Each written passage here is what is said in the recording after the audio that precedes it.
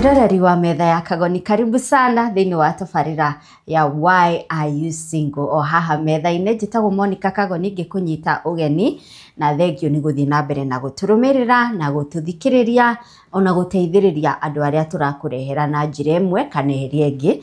Na mwĩroreri, mũthenya wa ũmũthĩ thĩinĩ wa tabarĩra ya Why Are You Single tũnyitĩte ũgeni mũtumia ũmwe kuma kaunti ya Meru. Akoretwo arĩ single kwa ihinda thutha wa kĩhiko gĩake gũthira, na ahikĩte thĩinĩ wa rũrĩrĩ rwa ahikĩte Gĩkũyũ-inĩ, nowe nĩ Mũmeru. You understand that Meru and Kikuyus are two different tribes. Nĩ njũĩ nĩ ũyũ ũguo, na koguo ndauga ũguo nĩgetha angĩthiĩ ũguo aremererwo nĩ kwaria na Gĩkũyũ, tuta switch to Kiswahili ndio aweze kueleza story yake. So karibu sana thĩinĩ wa tabarĩra ya Why Are You Single, na aranjĩra atĩrĩrĩ, hĩndĩ ĩrĩa atuire itua rĩa kuma kĩhiko-inĩ gĩake nĩekire ũndũ ũmwe, ndaumire orĩo. Na atumia nĩ mũkoretwo mũkĩnjĩra kaũndũ kau mũno, atua itua ta ũmũthĩ, ndaumire ũmũthĩ, na ikaikarire. Na gĩtũmi kĩrĩa gĩatũmire age kuma hĩndĩ ĩyo rĩ, nĩ tondũ nĩendaga kuoha ndengi, nĩgetha akiuma kwa mũthuri ũcio akorwo arĩkanĩtie na kũgĩa ciana ciake. Atumia mũkanyonia ũhoro, tũkũmũnyita ũgeni etagwo Purity Kagweria, no mbere ya tũmũnyitĩte ũgeni ndĩrakũririkania mũno mwĩroreri, mwaka ũyũ wa 2025 nĩ njũĩ ũkĩambĩrĩria he handũ wandĩkĩte kabuku-inĩ gaku atĩ no wende kũgĩa na mũciĩ waku. Mwaka ũyũ ũtigarĩtie mĩeri, ĩthiĩte mũno mĩeri ĩtatũ, nĩ ũrĩ ũrakinyanĩria kĩoneki kĩu. Nĩ njũĩ nĩ ũgũrĩte kĩea kana hihi wĩna kĩea. Congratulations. The next step ĩrĩa ĩtigarĩrĩirie nĩ we kwambĩrĩria gwaka mũciĩ waku, na hihi nĩ ũreka ithabu rĩaku rĩa mbeca ũkona mbeca icio citiraigana. Nĩkĩo tũrakũrehera Promito Limited, nĩ developers na makaga nyũmba. They develop on your own plot. Promito matiendagia nyũmba, but they come and build on your own plot. What they do is that we ukorwo na broti, na ukorwo na title deed, na ukorwo kĩrĩ na of course kĩoneki kĩa nyũmba ĩrĩa ũrenda gwakĩrwo, mũikare thĩ mwĩrane ndĩrenda nyũmba ĩno ĩkwo BQ, wĩrwo nyũmba yaku nĩ mirioni cigana ũna, nĩ tuge ta 5 for example. Makuria, okay, do you have the 5 million? No. Bagakwĩra raise 30% of that money, then ithuĩ tũgũ finance 70%. Mbeca icio wa finance ũrĩrĩhaga kahora, and you can go up to 7 years. No nĩ mũgũkĩiguithanĩria ihinda rĩrĩa ũbatiĩ gũkorwo ũgĩcokia the 70% wa finance nayo. Na ũririkane mwĩroreri, of course they must sit down na marore ũhoti waku wa kũrĩha mbeca icio wa finance nacio. Koguo ndĩrakũhe matemo. What you need to do is to call 0729506506 nĩ ũndũ wa ũhoro makĩria na ciũria iria ciothe ũngĩkorwo ũrĩ nacio, onawe kwambĩrĩria your own customer journey. Na tũrĩ o hau mwĩroreri, ngagũcokeria ngatho tondũ our Dubai departure in October is sold out kabisa. But don't worry, we are having another departure in December from 12th to 17th of December. Nĩtũgakorwo tũgĩcera mũciĩ ũcio wa Dubai. The package is as shown on this poster mwĩroreri. Now you enjoy all the offers we've been giving you, from flying Emirates, gũikara in a 5-star hotel, 5 nights 6 days, gũcera Dubai City tour, desert safari, na nĩrĩa tũreta premium. Not just desert safari, but premium desert safari. You get a chance to enjoy a premium desert dinner, na oroho dinner in a yacht, na maũndũ mangĩ maingĩ tũkũharĩrĩirie mĩago mama on 12th to 17th of December. Tũgĩcerio nĩ Bountiful Safaris. Nĩ ũndũ wa ũhoro makĩria, I know you're planning for your December holidays. Why not go to Dubai? Nĩ ũndũ wa ũhoro makĩria na maũndũ marĩa mothe ũragĩbatara gũkorwo namo, from having a passport, of course. Visa fee is not included in this package tondũ kũrĩ andũ matarabatara visa, kũrĩ andũ marabatara visa. What you need to do is to call na beno ngwandĩkĩire haha screen-inĩ ya Bountiful Safaris. You call, you WhatsApp, na nĩ megũgũcokeria kũringana na kĩũria kĩrĩa ũgũkorwo ũrĩ nakĩo. Mwĩroreri rĩu ũkũnjĩtĩkĩria nyite ũgeni Purity Kagweria all the way from Meru. Karibu sana mama. Asante sana. Na thengiũ mũno nĩ gwĩtĩkĩra gũcera gũkũ metha-inĩ. Gĩkũyũ nĩ ũraigua gĩothe? Giove. Ni uiguaga. Kabisa. Kwa sisikia kama nikikuwa naongea. Inaongea mimi nasikia kama nikimeru nasikia. Oh. Sasa kuongea ndio inakuwa ulimi inakuwa ngumu. We ile ujazoea sana. Pirite umeta Meruku. Uciarirwo Meru? Meruku. Meru Central. Handu hetagwo atia? Nkuvu. Nkuvu. Ntuiguaga Nkuvu. Mugaciarwo muri aigana? Ana. Mamu wanyu eho na baba wanyu? Eho. Othe? Okay. Na umesomea huko? Nimesomea huko. Kutoka darasa la ngapi hadi la ngapi? Moja mpaka 8. Ulisoma secondary? Hapana. Kwa nini? Sasa secondary niliona nikipeleka mtoto wangu.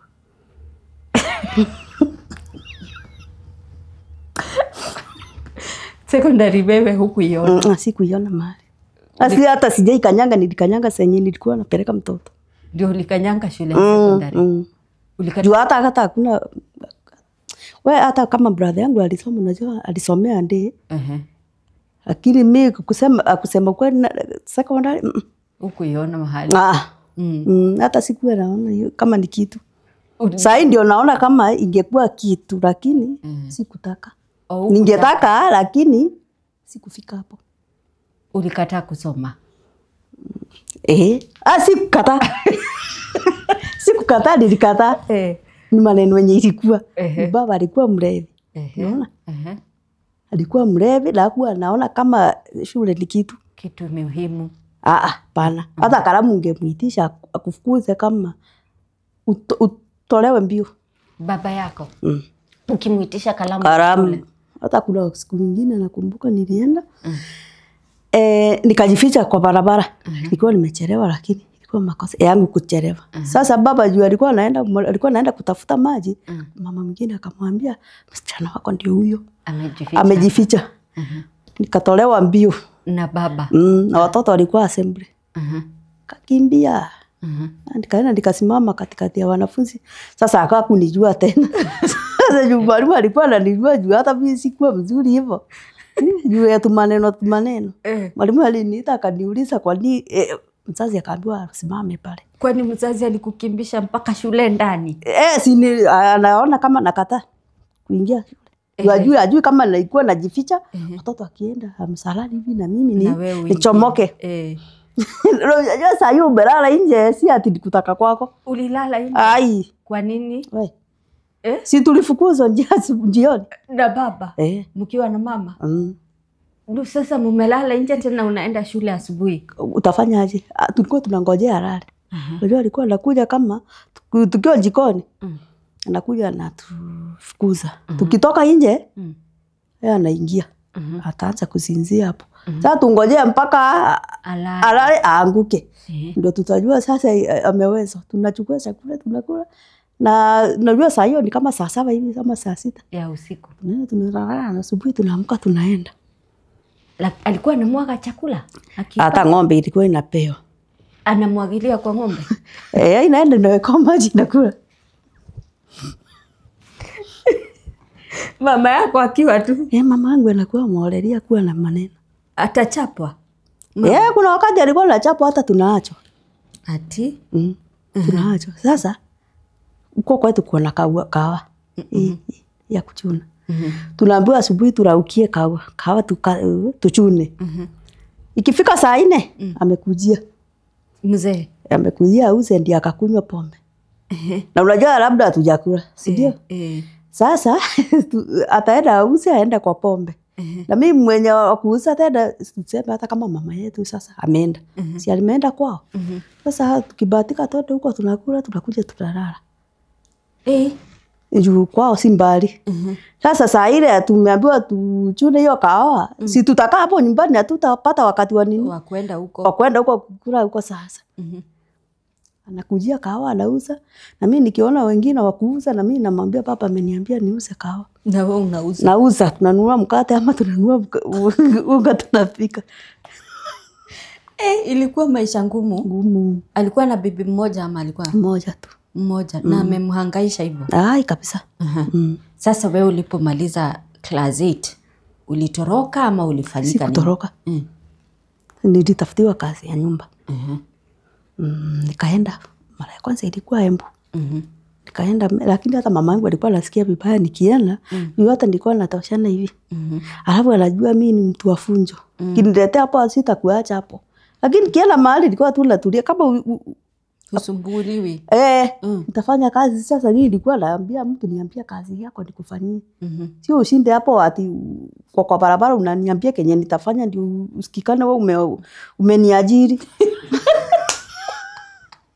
Ni uniambie kenye kinafanya. Hata kama vyombo inaosha kwa usiku. Niambie. Nijue inaoshwa. Si ati ufike kwa barabara mimi uniite. Na uoshe vyombo. Ama uniambie kitu kingine. Sasa huyo mama alikuwa ameniajiri, alikuwa na watoto, alikuwa na watoto wawili, lakini mmoja alikuwa mbondi. Haka kandoka na alikuwa ameolewa na mtu akona bibi wawili. Mmoja alikuwa daktari, mwingine alikuwa mwalimu. Sasa mwalimu ndiye alikuwa ameniajiri. Ilikuwa inafika hata ikifika wakati wa shule imefungwa, tunaenda kwa shamba. Sasa yule ako pande ile na huyu ako pande ile, daktari ako pande ile, mwalimu ako pande ile, wanaanza vurugu. Kutukanana. Sasa ananiambia tukianza kupigana utanisaidia, nikamwambia hapana. Ndio atapigana vita. Najua nikigua yao nikamwambia hapana. Utapigana venye ulikuwa unataka mpigane. Ona kuyo natukanana, sisi tunatokea na kijana yake mwingine. Tunaenda nyumbani. Tunasikia wakitukanana, tunatokea. Sasa ikifika sasa namuuliza wewe ulikuwa umeandika kukaishia mtoto na kukufanyia kazi ya nyumba ama ulikuwa unaniambia hata nikuje nikusaidia hata kupigana kwako? Kamwambia sitakusaidia. Na unajua sasa nikamngojea siku moja shule ikifunguliwa na mimi nikaanza kuoga asubuhi. Kamwambia ni kwani unaenda wapi? Nikamwambia naenda nyumbani. Juu kama huku niajiri nikufanyie kazi hata nikulima na kwenda kukutafuta kukusaidia kupigana sitaweza. Juu anataka umsaidie kupigana. Sasa nilikaa huko mwaka na miezi 6 kwake. Nikatoka nikaenda nyumbani. Sijui tulifanyana nini hata sikumbuka. Ilikuwa kitambo 99. Nikatoka hapo nikarudi nyumbani. Nikajibiwa na mama mwingine. Naye hakuwa anataka mtoto, ni kama hataki mtoto wake. Uko tu Meru ama wapi? Sasa karibu na kwetu sasa. Akaniajiri. Anataka kama mtoto amegonjeka ni mimi. Ni wewe. Niende pesa na nisiende na mtoto huo, ni wale watu watakaki kujulikana wako na watoto juu ya wanaume. Sasa nilikuwa nasimama kama pale namuitisha pesa napeleka mtoto hospitali. Wewe ndio utapeleka na hata sikuwa najua mtoto anapeleka waje, lakini ikabidi nikajua. Ati? Na yeye ako tu hapo? Ako hapo. Akitoka sasa alikuwa anamaliza hata mwezi. Akienda anakuacha na mtoto? We peke yetu. Lakini alikuwa anakunywa huyo mama. Na kukojoa kwa mbavu. Akikuja jioni sasa hiyo mbavu nafunga. Wewe unafunga? Naifunga. Namwambia ya nje ndio utatumia. Na ni majiri wako. Hata kupigana tulikuwa tunapigana. Na huyo? Wewe purity. Sasa amekuja, hataki nifunge mlango. Anataka yeye akiingia aingie. Lakini unajua unaogopa mko nje. Sasa nikakuja nikajiambia ile mlango iko na bedroom yake na table room. Pande ya kitchen na iko na bedroom yetu. Sasa naacha ile wasi nafunga. Atalala hapo kupiga milango. Hataweza hata kufungua. Atalala chini hapo. Umemfungia hapo? Amelewa sana. Amelewa na kutukanana. Najua hakuwa na kazi ya mtoto. Sasa nikajua na mtoto, bibi ya brother yake akaniambia akimchungia huyu mtoto. Lakini pesa tarehe 1 amekupea chakula hapo. Hata akienda sisi hatukuwa na tunaona kama hiyo ni kitu. Atakulipa tarehe 1 na tarehe 1 chakula. Na sabuni anunue na chakula. Sasa tulikuwa tunaishi hivyo. Mara nyingine anatoa viatu box mzima. Atupanguze. Ulipangusa jana, upanguze tena. Nikamwambia hiyo ni wewe utapanguza. Na kama umeiacha hapo utaikuta hapo tu. Alikuwa anaikuta. Hapo tu? Hapo. Sasa wewe ulikuwa nini nilikuwa napanguza, upanguze leo na kesho ukuje upanguze. Nikamwambia hapana. Sitapanguza. Uko ulikaa miezi ngapi ama miaka? Nilikaa miaka 2. Nilienda kwa mtoto akiwa sijui ni ngapi nilienda karibu aende shule. Nikatoto kadogo. Hii ukali ilikuwa imetokana na hali ya maisha nyumbani ama? Unajua nyumbani kwetu kama guka yangu ako na bibi watatu. Guka yako? Watoto ni wengi. Na watu wamekaribiana miaka. Sasa ukigongwa na huyu utakuja kuambia nani uligongwa? Ni ujitetee. Ukisema umegongwa utagonga karibu kufe. Sasa hiyo vita ilikuwa imetoka huko. Ndio ulikuwa umeijulia huko sasa. Mimi hata watoto wote ni mimi nilikuwa na wakaisha. Hakuna mtu atawagusa. Wow. Hata makazini yangu. Mtu akiona huyu hata mweza ni mimi alikuwa naita. Anakuita. Nilikuwa hata na kuna hata mtoto niligonga manjini kamvunja mkono. Juu umesumbuka kichwa ukiwa mtoto. Uko na hata sijui tulianza kusumbuka nini sijui. Hapana sijui. Mnalala nje. Chakula inamwagwa kwa ng'ombe. Unajua kama kwa shosho yangu mahali mama ametoka wako na shamba mingi. Wakubwa. Sasa tulikuwa tunalima huko mpaka wa leo. Ndio tunalima hata mama yangu analima huko mpaka saa hii. Sasa kama mko hapo mtashinda nyumbani lakini hakuna amani. Hakuna amani. Hakuna amani. So mtoto anaanza kukua na hasira akiwa mdogo. Mpaka saa hii ni mimi hata saa hii najiambiaga acha hii. Hata huko kazi. Acha hii hasira. Hata nikitoka hivyo niliona aje.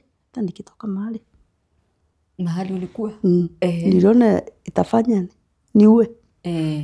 Ukaona utoke. Juu umesumbuliwa na hiki huyu mwanaume anaona anakusumbua hata ajui hata Kenya anafanya. Kichwa yako ilikauka saidi. Na huyu mwanaume mmepatana wapi? Tulipatana Timau tukifanya kazi. Ulikuwa umeenda kazi ya nyumba? Sasa nilitoka ya nyumba. Nikaambiwa na aunti yangu kuna kazi nyingine kama umepata kitambulisho kuja. Nikaenda nikaandika huko kwa mzungu tu. Ilikuwa 2004. 2004. Nilienda Timau.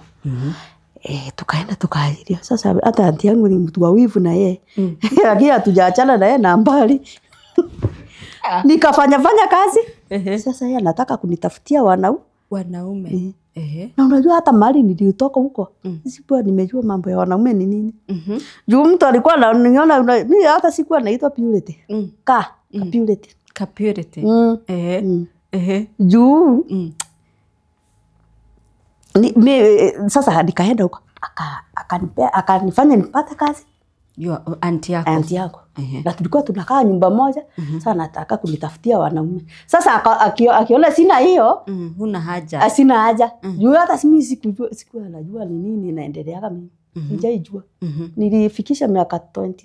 Kama hujaijua. Sijaijua. Lakini ukiniona hivi, hata mtu alikuwa anaambiwa endanisha na mimi utaona moto. Utaona moto. Wanaume walikuwa nakuogopa. Hata si wanaume, hata ni mama kama wewe sasa naambia mtoto wake wewe enda huyo. Na mimi sasa nilikuwa najiuliza hata nikiwa nimelala kwani nakuaga aje. Naona mtu sijui hata huyo mwenye alioniona ndiye alienda wa kwanza kwetu. Na sijai aja kuna mwingine ajakanyanga kwetu. Hakuna mwingine. Hata mimi sijai tafutwa hata nitafuta. Sasa tulipatana Timau. Naye alikuwa ametoka Nakuru town. Brother yake alikuwa anafanya na nyuki. Akamtafutia kuna chare. Mwingine alikuwa wanajuana. Akamtafutia hapo ndio tulipatana. Lakini siwezi kuambia mlipatana kazini ama mmeajiriwa mahali pamoja. Ni yeye aliandikwa mbele. Na mimi nikaajiriwa. Alafu kuna mwenye walikuwa na yeye. Walikuwa wanaume wawili kwa timu. Sasa yeye jua kuna best yangu kwa rafiki na yeye. Mimi sijui hata hatujaiongea tuseme ati ananipenda. Hamjaiongea? Hata mimi kuna wakati nijisikia hiyo maneno hapa mimi hatukuongea mambo ya upendo. Nikauliza hata mimi niliongea wapi? Unajua hivyo lakini ilikuwa inaniambia watu wanapenda kwa nini? Hivyo. Lakini Purity unanichanganya. Sasa ndio muanze kukua na uhusiano. Hakuna mahali alikuambia mimi nakupenda? Hapana, nilikuwa napewa pesa. Sasa pesa ndio ilinivuta saindi. Na hata si mambo ngumu wako nayo. Sasa yeye akikuja alikuwa ananiambia utaenda uchukue pesa pale nimeacha. Nilikuwa na kafunguo kake. Na nipakikuta chakula hapo napika kamchela kambishori. Na pesa unachukua. Na pesa nachukua. Hii ilikuwa inanifurahisha sana. Sasa hata nikiolewa sikujua. Ulienda ukalala kwake ama kulienda? Tulikuwa tumekomboa nyumba watu wawili. Sasa si mtu anaenda kwa beste yake. Sasa mimi nikasikia hii pande hii ya pesa. Hii ni mzuri. Ukakatalia huko? Hata si kukatalia, nilienda soft sana. Hakukuwa na shinda, na tukakaa. Nikapata mtoto wa kwanza. Bado anakupea tu pesa? Pesa ilikuwa hata nikitoka huko, hata siku yenye nilitoka kwake nilikuwa na pesa tu ananiachia. Sasa ndiye alikuwa mwanaume wa kwanza? Si wa kwanza kabisa, alikuwa wa pili. Kuna mwenye nilijaribu na yeye. Hata alikuwa Mkikuyu. Sasa ndio niende nikasema aje. Tulipendana, yeye alikuwa anauza viatu, alikuwa ananipea viatu. Mpaka wale tunaongea. Na huyo wa kwanza? Sasa na yeye ulivutiwa kwake juu ya kukupatia kiatu? Viatu tu kunifanyia tu. Hujaifanywa kitu na mtu alafu ufanyiwe. Hiyo kitu unasikiaga vizuri. Sasa ndio ukajaribu na yeye? Huyo tulikaka. At least huyo alikuwa ananiambia ananipenda. Unaniambia ulikaa ukiwa msichana ajui maneno up to 21 years? 21 nilijaribu nikauliza sasa hapana, hakuna kitu iko hapa ya kufanya ati mnafurutana na mtu. Sikuona uzuri wao. Nilikaa tena. Mpaka nikapatana na huyo. Huyu Mkikuyu wa viatu. Sasa wa viatu ndio tulipendana naye huyo, at least hata roho yangu ilikuwa inamtaka. Mkakosana na yeye huyo? Hatukukosana. Alikuwa huko Meru, alikuwa anauza viatu. Mara anaachana na viatu anaenda ngakuuza tusanga tunini. Yenye akaniambia alikuwa na simu hiyo wakati. Mpaka wale ijaisha kwa kichwa. Hiyo namba. Lakini saa hii sijui ilifanya nini ilienda na mtu mwingine. Ukipika inachukuliwa na mtu mwingine. Lakini alikuja ndio akiwa anabadilisha kama alikuwa kamkora sijui. Ndio mtu akibadilisha simu anakuwa mbaya. Wewe sijui, lakini akibadilisha ataniambia. Sasa venye tulipatana naye na tukakaa kaenda Embu. Kuna watu walikuwa wanakuja nao Wakikuyu wenzake kuuza huko Timau viatu. Sasa tukapatana na huyo. Nikapata mimba. Wale wanakuja wananiona. Mimi nikienda kununua kama tunguo za mtoto najificha. Sasa umepatana na huyu wa pili. Huyu sasa tuliachana, wacha aenda atakuja. Huyu naye akaanza kunipea pesa, nikaruka pande. Ukaruka hii pande, ukaachana na wa viatu? Nikaachana na wa viatu. Sasa wa viatu naye anapigiwa simu na wenzake, anaulizwa, "Acha kama umeweka msichana mimba?" Wenyewe mimba na ukaenda. Anamwambia hapana. Sasa kuna wakati nilipata mtoto, akakuja kunitafuta. Ukiwa na mtoto? Na ukiwa umeolewa? Nikiwa nimeolewa. Sasa ananiambia hata nitoke anioe. Sasa najiuliza nitatoka na hata ni kama nampenda, nitatoka na mtoto wenyewe na kula kenye tumefanyana na huyu. Huyu sikuwa najua ubaya wake. Wakati ni ile tu nilikuwa anafanya kakitu tu, tunakosana kidogo tunarudiana. Naona sasa sasa utaniua. Ndio akakuja akaniambia aje. Sasa hataki kuniambia, aliambiwa nilikuwa na mimba juu alipata nayo. Ulipata umezaa? Nimezaa. Lakini si matiti kwa hapa juu ya maziwa. Akaniambia kwa nini ulikaa aje? Nikamwambia aje. Ajua hataki kwa direct kuniuliza kama niko na mtoto. Nikamwambia aje na nimeachia mama mwingine mtoto. Nikamwambia acha niende stage nirudi juu simwambii mahali niko. Nikamwambia aje mimi hakuna kitu nimefanya. Ndio akakaa akaona simwambii kama niko na mtoto, akaniambia kwa nini ulipata mtoto? Nikamwambia kaniambia na sasa si achana na bwana yako niende nikakuoe. Kamwambia juu hakuna, wacha tukae tukikosana nitakuja. Kaniambia na mimi wacha nikupei mwaka kama mtakosana huku. Kukosana. Hamkukosana hiyo mwaka? Tukukosana. Alafu hata tukikosana kidogo hivi utatoka uende. Singeenda. Sasa ni Akakuja hiyo saa nyingine akaniambia nitakuja kushika mtoto. Na mimi nikamwambia juu bwana naenda Nairobi. Ngoje mimi ndio kuanzia saa 5 ni mimi nitakwambia kama utakuja, atakuwa ameenda. Ana alikuja. Na akashika mtoto. Na nguo na shopping. Alimletea nguo na shopping. Alikushika wewe? Tuliongea tu tukiwa nikapika tukakule ni hivyo.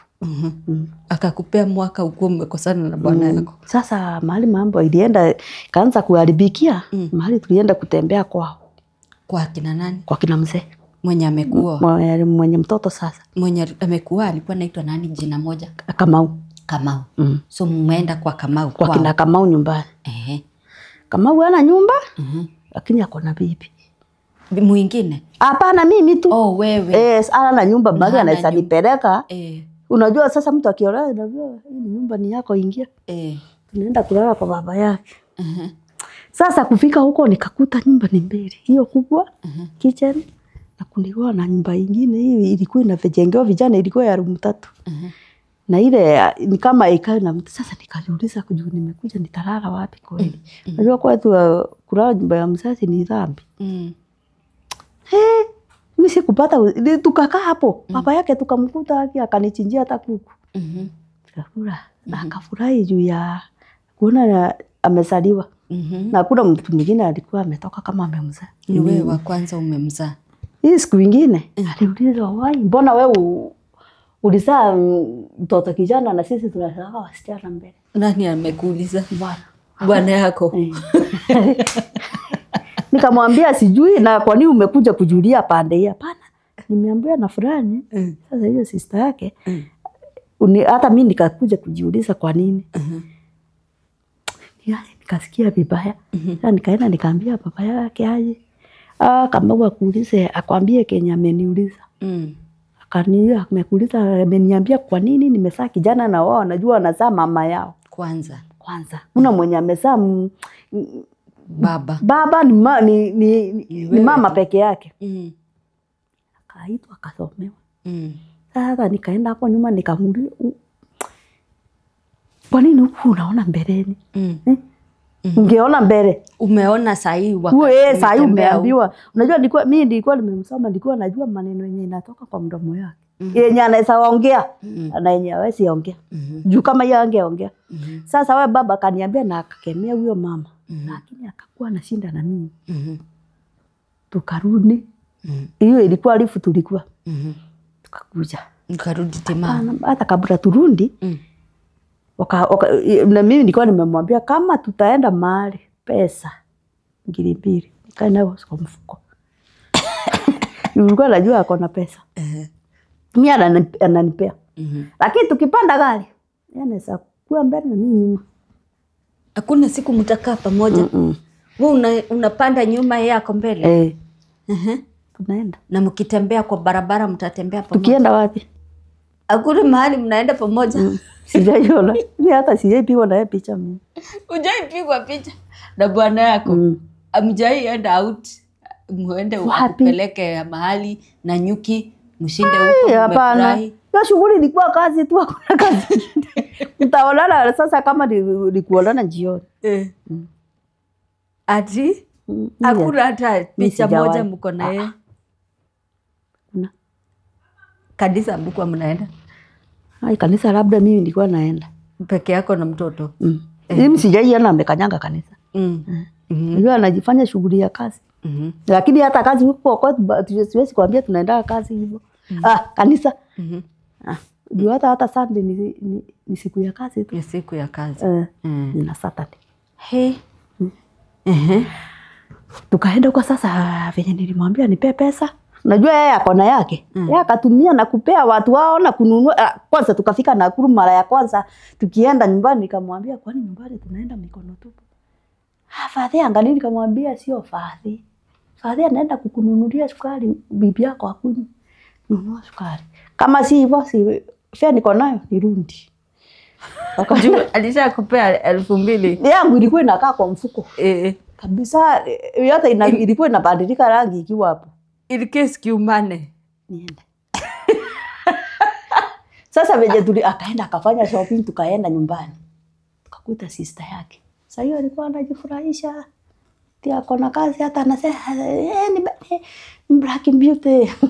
Sasa ndio wewe una. Sasa ni mimi ndio saa hiyo. Wewe ni Black Beauty.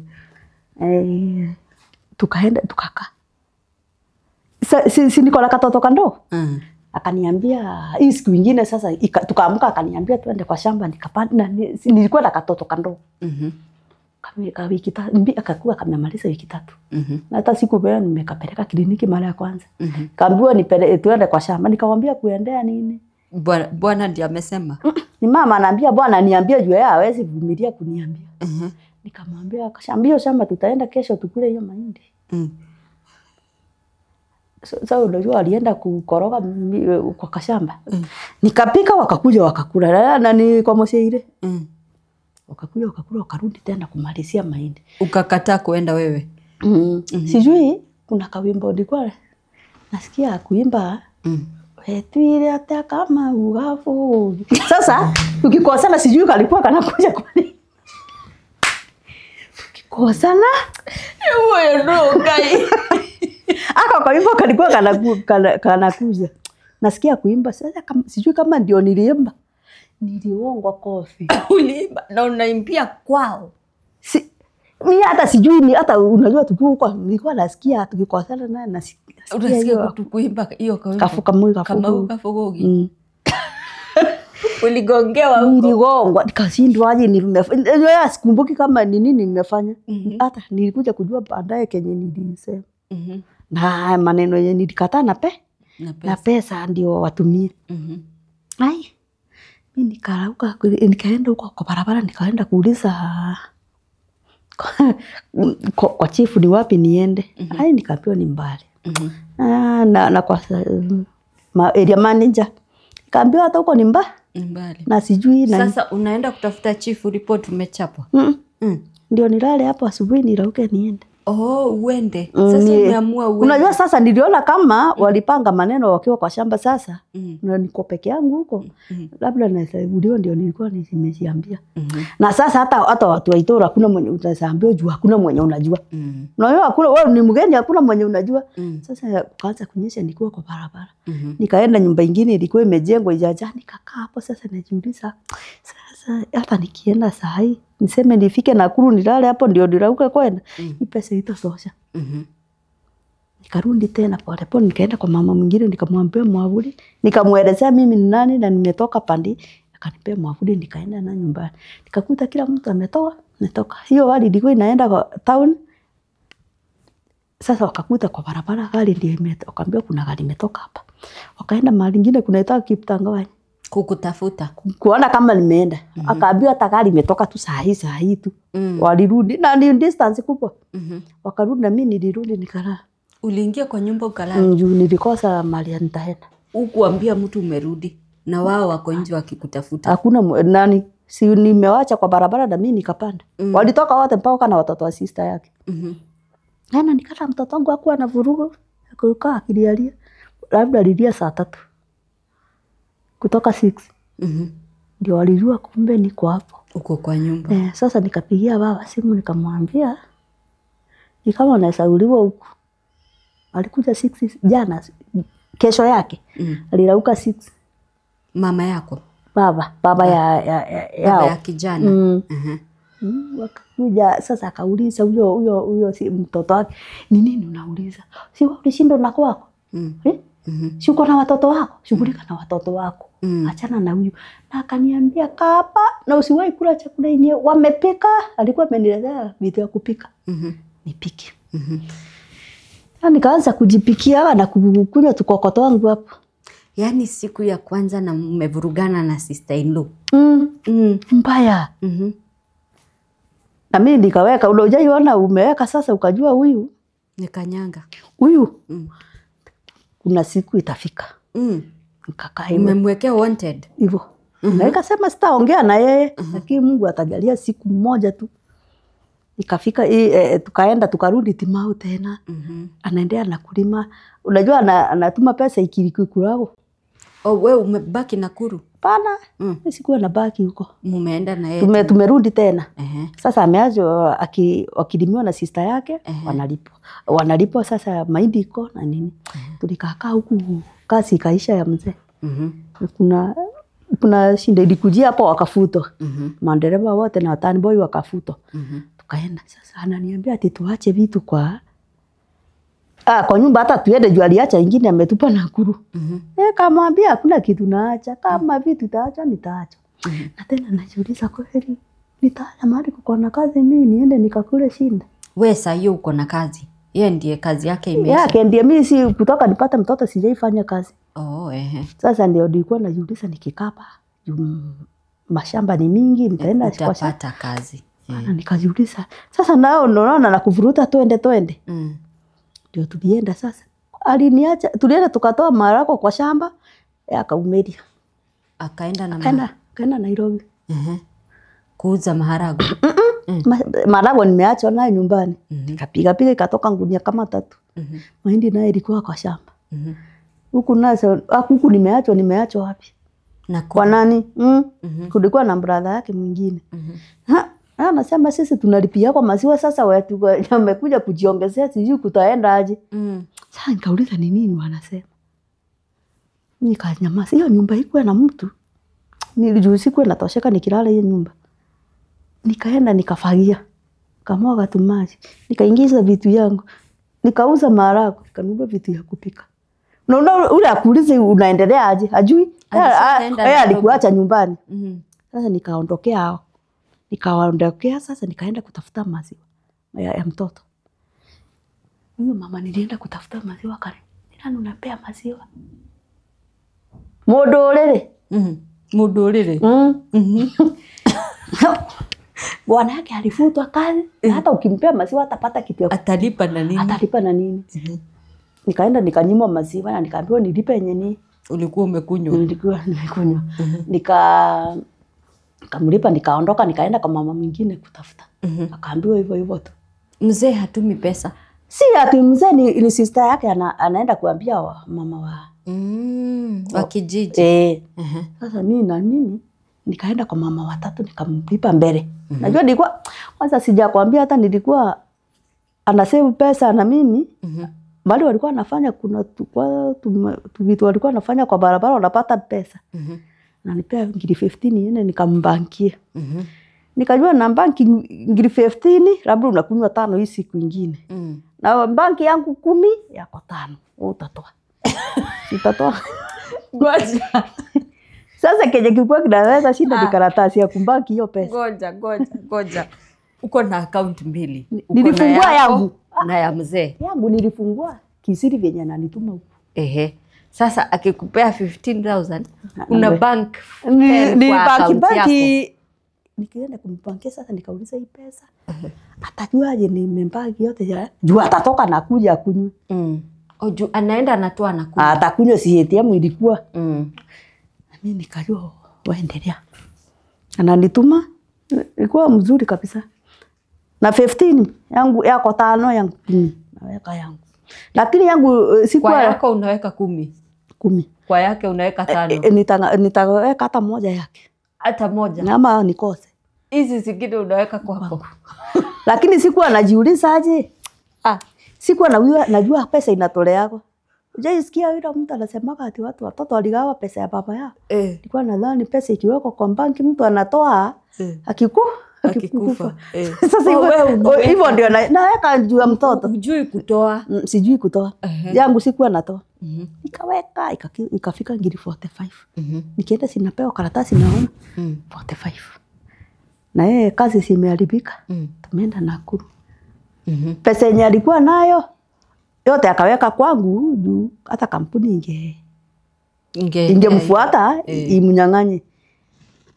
Ameweka pesa kwako. Lakini sikuwa nashinda. Lakini ajui ni kwa M-Pesa yangu ameweka yenye alikuwa nayo. Akatoa akaweka kwa M-Pesa yangu. Tukaenda Nakuru. Sasa ndio tuliona hiyo mashinda yote.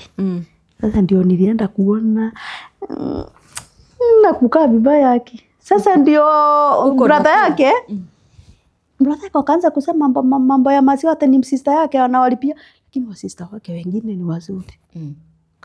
Ni mmoja tu. Mmoja. Hebu niambie, ulitoka hiyo Nakuru sasa mkaanza kuishi na bwana yako Nairobi? Nilitoka Nakuru sasa, hiyo wakati nilipanga hiyo nilikuwa naona Nakuru siwezi kaa. Sitakaa kuli. Kwanza hata nikwambia nilikuwa nalima. Naambiwa au ndio ni mami au ni ogalima. Mahindi barabo iko sawa na mahindi iko sawa. Si mtu kama mwenye amekufa alisema hapa ndio huyu atalima, sina namuondokea naenda pande nyingine. Hapa inazaa naambiwa hivyo tena. Kamwambia utauliza vizuri. Labda ukujua mahali nazaa anasema hapo unajua hawakuwa analimia wao walikuwa idhayo. Na mimi hata nikiwa kwa shamba nilikuwa najiuliza aje. Nilikosea. Hii miaka yangu ni ya kulima kweli. Naweka njembe chini mimi nakaa chini nalala mpaka nashikwa na usingizi hapo. Naamka najiuliza ni mimi najindanganya ama. Mimi najindanganya. Au kuwa ipigia ule mtu wa viatu mwambie sasa nimeamua nio. Huyo sasa nilitoka hapo. Jua leo hata yeye mwembu. Kaonyesha hata yeye mambo. Sasa huyo nilitoka kabisa. Hata sikumbuki maneno yake. Sasa mimi tulikuwa hapo.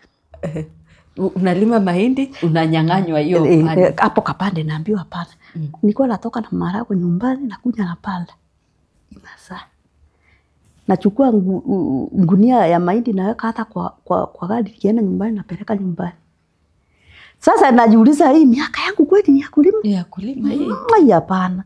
Na mtu anakula starehe yeye achoki. Yeye ako Nairobi. Narugania. Naamuka. Najiambia ni kujindanganya na najindanganya. Huyu mtu aliuliza hii mahindi inaenda wapi? Maharagwe iendi. Si ni yangu. Nilime. Sasa ikafika sasa nikapata mimba nikaona aje. Nikaambia watu hii mwaka silimi. Mimba ya pili. Kaambia silimi. Nasikia ulimi mwaka kamwambia hapana. Mwenye anataka kukomboesha shamba kuji. Hata nikapata mtu wa kukomboesha kwa wenyewe. Kakomboesha shamba ya wenyewe. Shamba ya wenyewe. Naambia hapo nilalima ulimi. Hata miti nilikuwa nakata kabisa. Unauza? Nauza. Miti ilikuwa hapo mivaa kubwa. Sasa naambia baba alikuwa ananisikia namwambia niko na kashinda unaweza nisaidia. Akaniambia saa hizi sina pesa lakini nikipata nikamwambia hii mti uwezi nisaidia niuze. Na pesa uko nayo kwa bank? Mimi sitaki kujua, unajua sijui. Hiyo ni nikikufa. Ukikufa mtoto atatoa. Atatoa kidogo ndio atatoa. Hebu niambie, ulitoka Nakuru kaenda kuishi sasa na bwana yako? Nikakuja huku Keno, Nairobi. Keno. Sasa mumeanza kuishi sasa? Sasa nilikuja na mimba ya miezi 6. Tukaenda nikakunja kila kitu, nikakuja huku. Wacha juu nilikuwa nimenunua nguo za mtoto sipotelea kwa gari. Sitaki kuambia huyu nilikuwa nimenunua nguo. Nikamwambia hiyo mbagi kama itapotea, labda nikufe. Saa hii nikufe, nijue hiyo mbagi sitapata. Pale ananiuliza ilikuwa na nini? Nikamwambia usitake kujua. Lakini aitafute. Uitafute mahali utapata. Ikapatikana. Ilipatikana sijui ilikuwa imeenda hivi ilipita hivi. Tulikuwa na mabagi mingi. Ukakuja kuokoa Nairobi sasa. Sasa amejua huku Nairobi. Baba yake saa hiyo alikuwa ameanza kugonjeka. Kaenda Nyeri huko kuna mtu ako muangalia na hospitali. Mimi nikatoka nyumbani mzee naye akaenda. Nikakuja huku. Hapa ndio nilikuja kuonea moto. Hapa Keno? Hapa Keno. Ndio umeonea moto? Moto gani? Na wewe ndio ulikuwa moto? Unajua sasa nilikuwa moto na hata haijapoa yangu, lakini unajua sasa tukiwa huko angetoka fujo juu anajua niko karibu na nyumbani. Na huko nilikuwa baba yake ananikaisha. Pande hii una mtu wa kukutetea? Hakuna mwenye alikuwa anaona. Na kwambia nilikuwa natoka nje kuanua nguo nafungiwa nje na niko na nguo kwa mkono. Ngoja. Mlikuwa mmekaa kwa nyumba vizuri. Unatoka nje kuanua nguo. Unapata amefunga? Amefunga. Utalala nje? Ama niende kwa rafiki nilale huko. Hivyo tu? Hakuna kitu nimemfanya. Sasa ndio naweza kuja kwa unajifanyaga mimi hata nilikosea kuoa Mmeru. Kuna vita? Kwanza ilikuja kushasha. Venye nimesa. Mtoto wako wa nini? Wa pili. Nilikuwa na mtoto nimepata mtoto lakini nikagonjeka. Na tingika hivi mpaka kitani natingika. Kamuuliza endo ninichukulia mara moja. Kaniambia ungekuwa unajua utakuwa mgonjwa ungenunua dawa. Aji? Akakataa. Akalala. Mtoto wangu alikuwa miaka 5. Akamwambia baba endo ninunulie dawa. Kaenda akakimbia na kulikuwa na giza akaniletea dawa. Asubuhi nilikuwa najaribu hata kubadilisha mtoto siwezi. Niende hospitali. Na alitoka akaenda. Akakuacha tu. Nikasema Mungu utampea ugonjwa. Baba, mpe. Exactly kama hii. Akaenda. Malisa siku 3. Akakuja anatingika. Kuna moto. Alikuwa anakunifurizi hivi mpaka nasikia kama nachomeka. Kaniambia enda nichukulie dawa. Kamwambia kuwa unajua kwa mgonjwa. Ungekuja na dawa. Ungenunua dawa. Ile tu ile maneno. Na kuambia alikuwa ananifurisia nasikia kama anaenda. Na siku na songa hivi atinichome venye alikuwa na moto. Na ukalala kabisa. Si nilala naye kalauka kwenda. Haukumwendea dawa? Alafu asubuhi ikafika sijui alienda njoo. Na pesa uache hapa. Pesa uache hapo. Kila siku ulikuwa unachua pesa ngapi? Hapo 500. Kila siku. Hiyo hata 200 lakini nilikuja kujua pesa inatolewa kwa banki. Nilikuja sijui na ni yeye tu aliniambia. Ile yenye umeweka unaweza toa. Akaniambia si ulikuwa unaniambia ulikuwa na pesa kidogo kwa banki nikamwambia. Sasa ndio nianza kutoa kidogo. Unatoa na uongezea iko wapi? Inaisha. Sasa ikabaki utu 500 ndio naweka kwa M-Pesa. Kwa M-Shwari M-Pesa. Hivyo na bibarua. Sasa akijua unaenda kibarua unamwaibisha. Hataki. Na mimi kufua nguo dakika na nusu. Ako hapo kufulia mtu. Hiyo kino yote nimefua nguo kabisa. Pesa ya 500 ni pesa ya haraka sana. Nafua. Ako hapo na mtoto. Namwambia naenda Kangemi kununua nyanya. Kwani unaenda Kangemi? Namwambia naenda Kangemi. Usiniulize maswali. Ni Kangemi nyanya ndio inauzwa vizuri. Nafua nguo hapa kuna vijana tulikuwa tunafulia mbio unafua unaenda kwao unakuja na 1500 yako. Akiwa amekaa tu hapo. Na tukose tuseme hata na utasema kuna tu pesa umepata utasema. Sasa hiyo hapana. Ni yako umeficha. Hata ni Mungu alinisaidia hiyo ndio ilifanya. Juu si nikwambia nilipanga miaka 3 kwenda. Ile siku uliamua kuenda ulikaa miaka 3. Miaka 3 nikasema acha nipate mtoto wa pili. Nipange niende. Sasa nilikuwa naweka nguo kwa hii inaitwa Nigeria bag.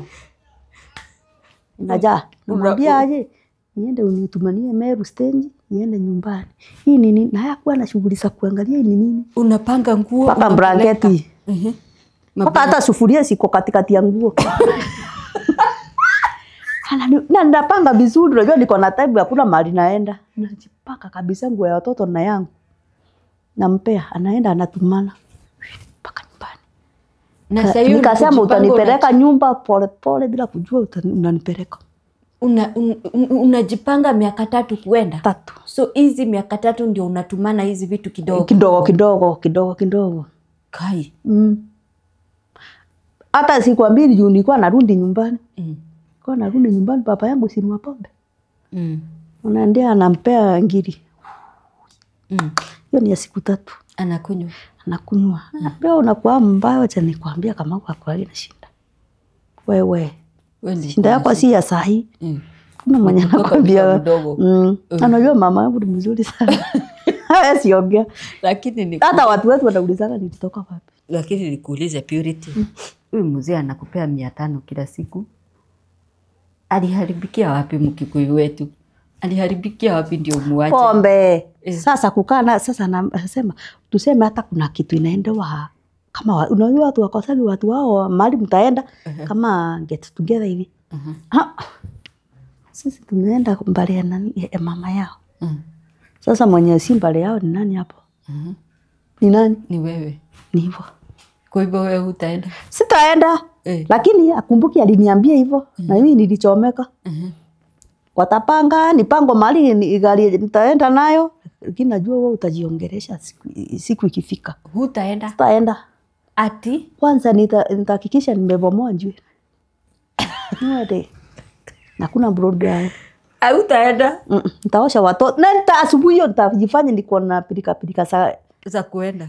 Si anatoka ananyolewa, na kijana ananyolewa. Naacho na mtoto nikimtengeneza. Kabla wakuje mimi sijaoga. Si twende. Namwambia wapi, si tuliambiwa mbali yenu ndio inaenda. Ndio inaenda. Mimi siendi.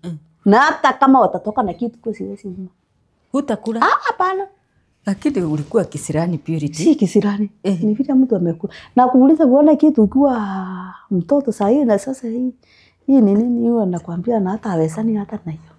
Hiyo naona kama kitu rahisi sana. Hiyo anafanya. So wacha nikuulize. Vita ikikuja sio uchapwe. Ni mpigane. Ai. Hata nje mmoja wetu atalala. Ukiweza sasa nikisikia ana pombe yenye naweza gonga vizuri. Pombe yenye sitaweza kumgonga. Hiyo utanipata hapo. Unatoroka. Lakini ukisikia amekunywa vizuri unagonga. Nitamgonga. Unagonga na unarusha nje. Alafu nachukua mwiko sasa nagonga mlango ndio landlord asikie mlango inauvunjwa. Sasa hiyo umemrusha nje. Na mimi nikirusha nje nitalala nje. Na wewe ukirusha siku yako na wewe unarusha. So ni vita. Vita. Watoto wakiwa wapi sasa? Hata mtoto karibu siku moja ngolewe kichwa unajua alikuwa naona nikitoka. Anatoka. Na najua hapo mkubwa bila alikuwa ananiambia mama niokote mawe. Namuuliza ya nini? Ananiambia kupiga baba kituletea shida. Oh no. Si alikuwa unajua sasa kuna wakati alikuwa anaenda mimi naokota tumawe hapo lakini hakuna mwenye naambia ni nini. Atanifungia nje alafu akacha akaya kichungulia kwa dirisha. Sasa hiyo dirisha nagonga asubuhi atarauka kuweka hiyo dirisha wenyewe. Unaigonga na mawe? Mawe. Na hiyo akianza kuona hivyo amelala.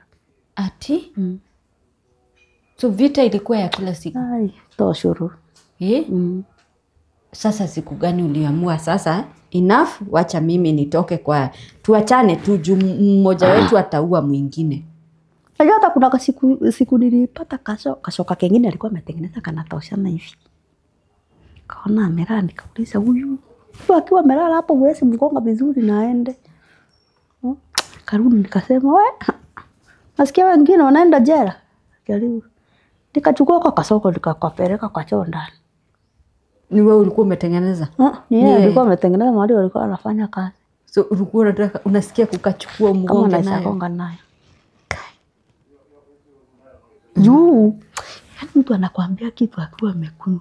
Kwa sasa ile ama ameenda huko kwa matatu ashikwe na polisi. Na niambia hata nilishikwa nikamwambia vizuri. Hapo. Wewe na wewe hujui kupuliza. Nilikuwa hata namwambia kwenda na ushikwa na polisi na hata maliza masaa mawili. Anashikwa. Unajua hata mbeleni alikuwa anavunja vitu kwa nyumba. Kai? Anavunja vitu hata sufuria tunakosa ya kupika. Na karai unakata mtungi unaoga nayo. Amevunja. Akuje akute huko. Hataki kujua ulienda wapi. Ataanza kuvunja vitu. Ulienda shughuli mbaya ndio nilikuwa naambiwa ulienda shughuli mbaya. Na wewe kwani ulikuwa unaenda shughuli mbaya? Mimi si hata sikuna shughuli mbaya nilikuwa naenda hata nilikuwa nasiona shughuli mbaya ni nini. Anavunja hata sufuria na kanyango inakuwa sasa kuna wakati nilita baba yake akakuja akaona. Akasomea. Akamwambia kama mimi nilikulea na ulea watoto wako. Vyenye nilikulea ulea watoto wako. Sasa nikienda nyumbani watoto walikuwa wanagonjeka. Watoto wanagonjeka anarudi. Hiyo ndio ilikuwa inanirudisha simu ananiambia rudi. Narudi. Sasa shosho yangu hapo amekufa, nikamuuliza mtu akiambiwa asitoe watoto nyumbani, ninatoa anakuwa wagonjwa nitafanya nini? Kaambia watoe na usiwatoe na gate. Tafutia mahali watoke. Kitokea ni hivyo. Hapo sasa ndio nilienda kwa mwezi kamoja, nikarudi sasa ndio nikuja nipange vitu vizuri. Nikitoka watoto hapo nikasikia hawako sana shinda. Ukiwatoa usiwatoe kwa gate. Unawatolea kwa kachochoro. Kamwanya hapo. Nilishinda kukafanya hivi. Mahali watatokea hiyo siku tulikuwa tunaenda. Na kugonjeka tena. Hakuna shinda. Sasa wakati ulitoka, kabla utoke umeniambia ulikuwa unataka kuzaa ama ulipanga kuzaa. Kwa nini ulitaka kumzalia mtoto mwingine na unaona hapa hakuna future? Niliona tu nitaenda kuhangaika na utakaa na mtoto mmoja. Na heri ukua unaumwa na mtu mmoja badala ya wawili. Tusema ati baba ya nani ati anifanya. Nikasema si na nikasema sitatoka. Nipeleke mtoto daycare. Afikishe miaka ngapi? 3 hiyo nilikuwa naona kama ni miaka 6 nimekaa. Na hesabu ziko kwenye ndiza mpaka saa hii. Naambia Mungu asante. Naenda tu. Nilitoka mtoto akiwa miaka 3. Miaka 3 yenye amemuingiza kanasari hivyo. Sasa nilimwambia mali miaka 10 itafikia. Hutaniona. Tukue tumependana, tukue hatujapendana. Hautaniona. Sasa ile siku uliamua kutoka, ile siku ulibeba vitu mara mwisho ukaenda, alijua unaenda? Hapana. Si aliamka akaenda job kama kawaida. Na mimi mtu wa mkokoteni nilikuwa tumeongea nayo kama jana. Kamwambia kitu 5. Ukue hapa. Ukuje. Yeye alikuja 6. Na akatoka. Mimi nilikuwa nimekuja vitu kwa nyumba na ajui. Ati hata hii curtain ya hapa. Najifanya nikufua. Ushatoa? No sky blast. Nilikuwa nimeweka vitu hapo ndani. Paka saa sikuwa nataka amke achemshe maji. Asifungue pate. Asikuje ufungua hapo akute si maji kwa hapo ni vitu ajue. Anaamka nikiwa mzuri sana namwekea maji anaenda anaoga anaenda. Na mimi nimekuja kila kitu. Umekunja kila kitu. Nguo yake imebaki. Ati ukatoka ukaenda wapi? Ndirudi Meru. Ukatoka ni Kinoo? Nilitoka Kinoo nikaenda. Ukaenda hadi Meru. Nikajua town ya Kiniona atashukisha gari ndio akuja niulize mahali naenda. Hata akinionea town sina shinda juu hakuna mahali ataweka gari. Kabla tafute parking ni saa ngapi? Atatafuta parking na wabiria. Atatafuta. Nikajua sasa hapo. Hata akinionea wapi. Na hakuwa na simu hiyo wakati. Hakuna mwenye angemwambia naenda. Nilitoka bienye nilifagia hiyo nyumba. Ulifagia kila kitu? Yenye siku anaweza kubeba ndio niliacha. Hata kitanda niliacha nikaenda kuligereta nilifanya nini. Hata matresi yenyewe nilikuwa nataka kuchoma, mama mwingine akaniambia Anjo utatika kale takoraga. Hiyo sasa nikamwambia usichome. Enda tu. Enda usichome hiyo kitu.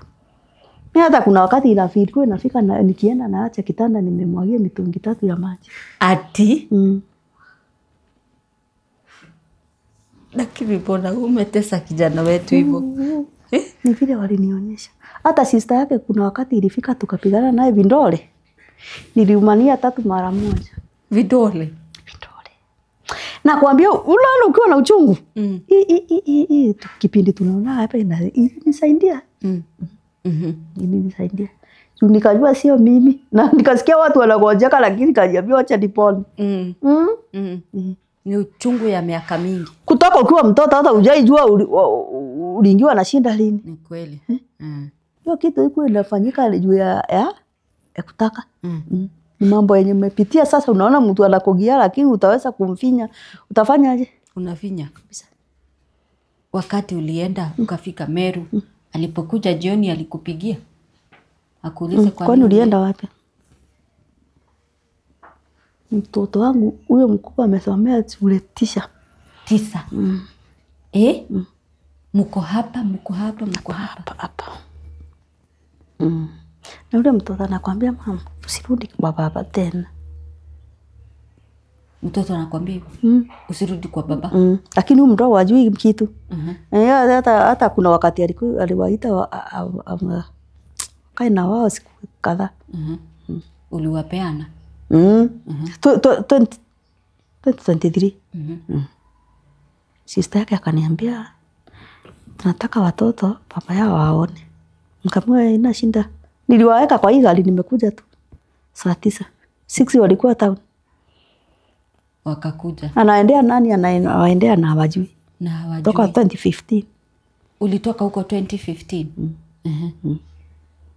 Kai. Kutoka 2015 hadi saa hii mshaionana? Nilikuwa naenda hospitali, kapitia kwa sister yake. Sasa sister yake akaniambia acha tumpigie. Tukampigia akakuja. Yaani sister yake anataka tuongee. Sasa nikashindwa tunaongea nini? Simrudiane. Pana. Unajua kuna kile unaangalia unaona ukitaka uzuri, fanya uzuri ndio hata uzuri ukitaka ndio upatane nayo. Nikamwambia aje nisaidia kulea watoto kama sisi tuliachana. Kaniambia hapana, siwezi kutumia pesa yangu kulwa na wanaume. Alafu sister yake nao wananichanganya. Mtoto akifika wakati wa kutahiriwa mwambie baba yake. Hiyo maneno ndio sikuwa nataka hata kusikia mali niko. Tu utasomesha mtoto ya kutahiri ishinde. Nikaenda naambia mzee mwingine anaitwa Mwangi, namuuliza Mwangi, mtoto akikosa kulea mtoto atahiriwa atafanya nini? Ananionyesha ananiambia hakuna kitu, lakini unaona kuna kitu anasema na mimi hata kuna vitu nasikia. Anakuwa na hofu. Akiwa 7. 7. Nikamwambia mtoto sahi anaenda kutahiriwa utasemaje? Mimi sina kitu ya kusema. Ati? Na sina kitu ya kumpea. Ati? Nikamwambia hivyo ndio nilikuwa nataka kusikia. Na hasomeshi hao watoto hafanyi chochote. Na hana pesa ya kutoa kitahiri. Nilitoka huko mtoto akiwa class 2. Huyu mkubwa. Huyu mkubwa. Huyu mwingine si ndiye alikuwa anaingia. Na hakuna kitu alitoa. Kapigia brother yake nikamuuliza wewe uliniambia aje mtoto ikifika niambie baba yake. Nimemwambia. Amesema hana kitu ya kusema, hana kitu ya kumpea. Alafu kwa wewe umule moshi watahiriwe na Maina. Nikamwambia nimekuuliza kama watahiriwe na Maina, mimi nimekuuliza ni wewe uliniambia. Nikamwambia watu wenye naendaga chai yao wametahiri. Juu na mimi naenda kutahiri. Nitamwambia nilitahirishia wapi?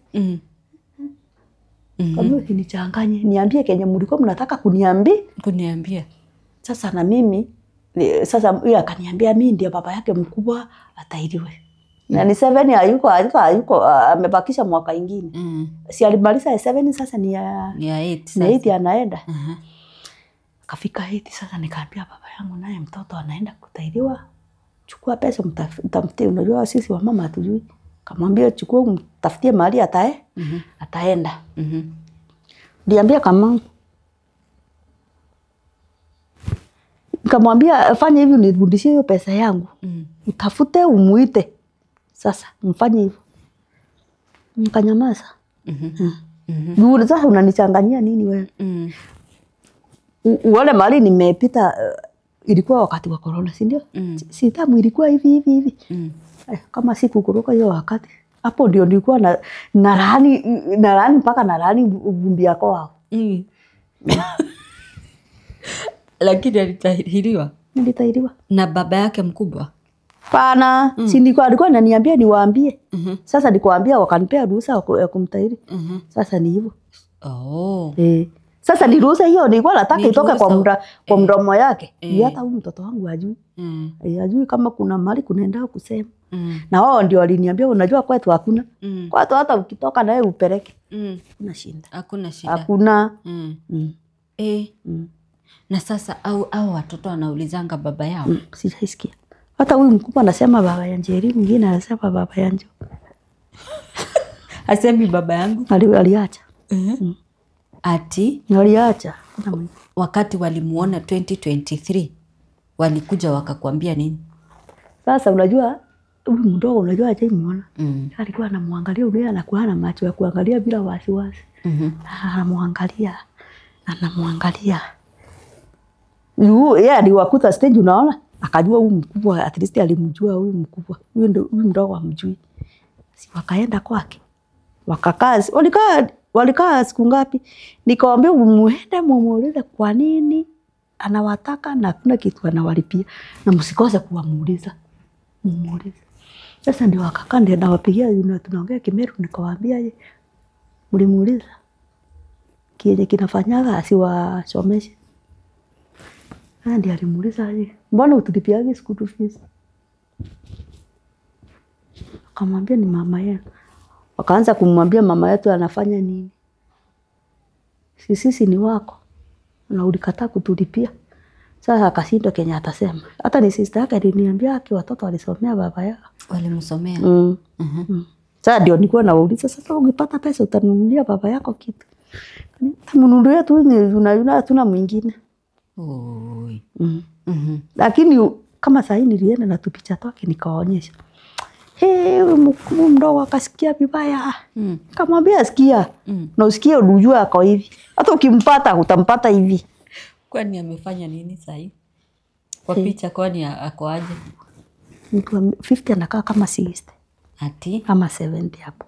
Hata baba yangu akafariki kwake. Kazi aliacha. Aliacha hati anasema ati tunaenda Njege. Sasa hata hiyo siku nyingine alikuwa anaongea uongo hiyo wakati tulikuwa kwa sister yake. Anasema ati kuna kazi naitiwa. Incoming voice call. Kuna kazi naitiwa. Naona ilipi vizuri. Yaani nimesikia vibaya. Akauliza ni ya pesa ngapi? Akasema ni 30. Sasa hapo hiyo sister yake alikuwa anambia tuende tukaongee. Nikamwambia una adabu ukisema ati 30 sio pesa. 5 unapata. 5 unapata 5 ndio uone nini si mzuri. 30. Nikamwambia tumalingo ulikuwa nazo uachane ndio tujukai. Ukai hiyo venye unaongea. Nakaaje wewe? Sasa sister yake akidhani tunaongea maneno ya kurundiana hiyo ndio namuuliza. Kuna kuja kusema ati 30 ni pesa kidogo. Kidogo. Nikamwambia hata ukipata 10 wewe chelewa wewe. Na 5 huna. Sasa hata ni last month. Sasa wewe ndio umelea hao watoto kabisa. Wasomesha kila kitu. Ni hata nikiwapeleka shule na mama mtu anajua mama amba baba. Kijana anafika hapa kwa baba anauliza mama na hapa. Kamwambia hapa wewe pita. Unaona kama kuna ngapi hapo? Pita hapo. Sasa mali na sasa twende. Juu hii kijazo hapa si atatumia yako message. Atatumia message akiwa amefanya nini? Kamwambia pita hapo. Unajua yeye hawezi fanya kazi. Wai hawezi ruka. Nani wazuri. Hata hiyo vita ninakuwa nayo hakuna mwenye akona. Hii roho haijaipona Purity. Shirika mimi unajua sijui ni hapa nasikia watu ni wagonjwa mimi narauliza kama hata mimi nakuwa mmoja wao. Juu. Ati nasikia ati mtu hata mwanamume anaweza kuja kwako akatalie. Hai. Nauliza eli wangekuja kwangu nione hivyo wanaweza kata. Kuna mwenye niliambia usiwahi kuja kwangu wewe. Kuna mwenye hata mimi nilienda nikapatana na yeye hivi. After umetoka kwa Kamau. Nilikaa. Nikabila sasa nikauliza na ama ni mimi nakuwa na ujinga. Watu wote ni wako sawa. Nikapatana na hicho lakini si ati mimi hata sijui. Mimi siwezi kuambia mapenzi na kuaga nini. Ukapatana na yeye. Nikapatana na yeye sasa mimi hata nakaa hivyo. Tukiongea. Kuna mahali na sana kushika na hapo hatuwezi pelekana na wewe. Tukapatana na yeye. Hatakuwa na Elio, tukua na dekonda. Mtu akakuja akanunua Elio na dekonda. Akona kwake. Sasa kuna ploti alikuwa amenunua akajenga. Ambi bibi. Sasa akaniambia hii kijana nataka kuingia hapo. Na nikafurahi. Na nikafurahi ujinga. Kaka. Nikajiuliza ni kuolewa unaenda? Ni kuolewa unaenda kuolewa. Na nilikuwa bibi wa pili. Na nikamuuliza uliambia bibi yako uko na plot? Ajui. Nikamwambia ndo sasa umwambie kuanzia leo Ahamia hapo. Na ukweli walihamia. Ati. Walihamia na wakaenda. Sasa hiyo wakala hata waliachana. Lakini hapana. Sasa nikamwambia kwanza. Siku moja alikuja akaniambia aje kuna kitu nataka kukuambia. Kamwambia nini? Sasa nikamwambia wewe kesho niko off. Kuje kesho. Alikuja 6 akaniambia nataka. Najua amezua nimepeleka mtoto mbonde. Huyu mwingine naye alienda nyumbani juu akukaa peke yake. Kaniambia nataka nihamia hapa. Sitaki kuchukua kitu ya mtu. Nataka ahamie kwako. Ahamia kwako. Nikamwambia aje mwanamke ukiona bibi yako ampelekani wewe toka ama yeye atoke. Sikuje kwangu na kuanzia hapo kate laini za kwangu. Akaona kama ni mchezo. Siku moja akakuja usiku. Kaniambia niko kwa geti nikamwambia kuja. Nikachukua kamti kachapo. Nikakaa nako hapo. Akiingiza mkono nikagonga hiyo mkono. Akifanya ile akararuliwa na aliraruliwa na hiyo mlango. Nani kwa mwambia kuanzia leo. Leo unikome. Kwangu usikuje. Hata saa akinisalimia nikutukana. Yaani alikuwa anataka atoke kwake akuje. Nikamwambia utalea watoto wako ukiwa wapi? Kaniambia hapana. Nikamwambia wenda ufukuza bibi yako ukae kwako. Ama utoke uende. Mambo lakini kwangu hapana. Kwangu no. Unajua hata kuna wakati hata mimi nilikuwa na kaujinga alikuwa ananiambia nichukulie maziwa lakini alikuwa analilipa. Kwa mahali kazi tunalipaka maziwa pesa kidogo. Lita moja 35. Sasa ananiambia nichukulie. Umchukulie maziwa. Na mimi anilipage. Akaambia unaona huyo maziwa unakunywa. Natoka kwa huyo mwenye wanakaa na yeye. Sasa si akaenda akamwambia akaambiwa maziwa nitaenda niambie mwenye ananiletea siniletea na wewe maziwa ujue mali itatoka. Sasa nikajiuliza na kweli mimi nilitoka kwangu kama sijaijua kama mwanamke aliharibu kwangu na hakuna ukuwahi pata mzee wako. Hakuna huyo hakuwa na hiyo maneno. Ilikuwa tu pombe. Na matusi mbaya sasa akiwa amekunywa. Hiyo tu. Sijaimuona. Hata mimi nilikuwa nadhani mtu ameolewa na kaaga na wase wengine. Mimi sikuwa najua. Unajua niliolewa nilikuwa na hata mimi kamentali kengine tofauti sikujua. Mimi hata nilikuwa nasikia watu wanaongea na mimi nauliza hajui kama nimeolewa. Sasa Purity. Ushaifikiria labda ungekaa na huyo mzee labda mungekaa una regretting kutoka kwako? Sijawahi. Kitu ya kwanza huna nyumba yenye unaweza sema unaweza hata toka Nairobi ningerudi huko nyumbani nikae juu kama tuko pamoja tulikuwa tunakaa vizuri. Unaona? Ana nyumba hajajenga. Hakuna. Sasa utaenda kwa mzazi ukakaa hapo. Na mnavurugana na hao wengine. Hao wengine wanaona kama mimi niko hapo ni baba yake akikufa nitaachiwa nyumba. Nyumba utaachiwa mzazi wa mtu. Sasa hakuwa amejenga. Hakuna kitu alikuwa amefanya. Unaona kia hii inatengenezwa kujenga. Mpaka saa hiyo labda iko. Hakuwa ijenga. Na yeye jenga kutoka azaliwe. Na unaweza taka kuolewa tena? Amani. Hiyo miaka imeenda. Na relationship unaweza taka kuwa na yangu yesi ndumu. Haiwezi dumu. Kwa nini shida ni wewe? Hata mimi naona niko na shinda. Ukiniletea mimi hata sitaweza kuvumilia. Utachapa na mwiko. Unajua mtu anaangalia pande yake na anaangalia pande. Lakini hata yangu si mzuri. Hata yako sio mzuri. Kwanza nikiwa nakaa peke yangu. Ile uzuri nakuaga kwa roho yangu. Ukiwa peke yako. Hata nasikia mlango inagongwa nauliza nani huyo? Hata kama mtu anaulizia nyumba. Nashindwa nani huyo? Na mimi naangalia kwa kateni hivi. Nione ni nani. Nikiona hata ni mtu wa kuulizia nyumba hata sishinde niliaje. Tuwe unasikianga amani ukiwa unakaa peke yako. Na watoto. Unaona kama sasa tuko na watoto. Vizuri hata juu tunaongea vizuri. Lakini kukanisha na mtu. Sijui kama naweza. Hiyo hapana. Hata rafiki labda sina watano. Mama yako hajai kuambia haki si uende tu uchukue ule mzee umuoshe? Hakuna siku hiyo, siku nilimwonyesha hii picha aliniambia. Kamwambia ako na watu wao, na watu wao wako na pesa. Sasa mimi na zangu nagawana na school fees hata itoshi na dishinda na kula. Nitaweza kulea na angejiosha samani angekuwa afadhali. Juu yeye alikuwa anatafuta pesa akikula. Kama alikuwa anaturushia hata yeye angepata shinda, angepata uzuri kutoka kwetu. Ukaona uwezi osha? Siwezi, hata mimi nilisema si ati akuwe na shinda, hata akipata pesa. Umtaki? Simtaki. Wow. Simtaki kabisa. Amani yangu nikae peke. Mimi nakikaa kwanza nikisikia utu tu nini? Mimi naweza tokea saa 7 nikae hapa mpaka saa 5 usiku. Mimi nasikia tu wenye tunanisaidia. Nasikia tunanisaidia. Naona siko peke yangu. Na mashinda yenye watu walipitia sikupita hapo. Wewe ukupitia? Sikupitia. Niseme niende katafutia wengi. Nilisema mikono kama itanisaidia. Hata kuajiriwa ni Mungu. Mtu kama mimi payslip. Najua kuna mtu amesoma aje yona payslip na ngana hata mtu analipata pesa na ninalalamika wewe. Na unaona wewe uko na payslip. Hata kama imeharibika wewe acha iharibika. Badiko. Hata kama inaharibika, inaharibiwa na maneno yangu na yenye imenifinya.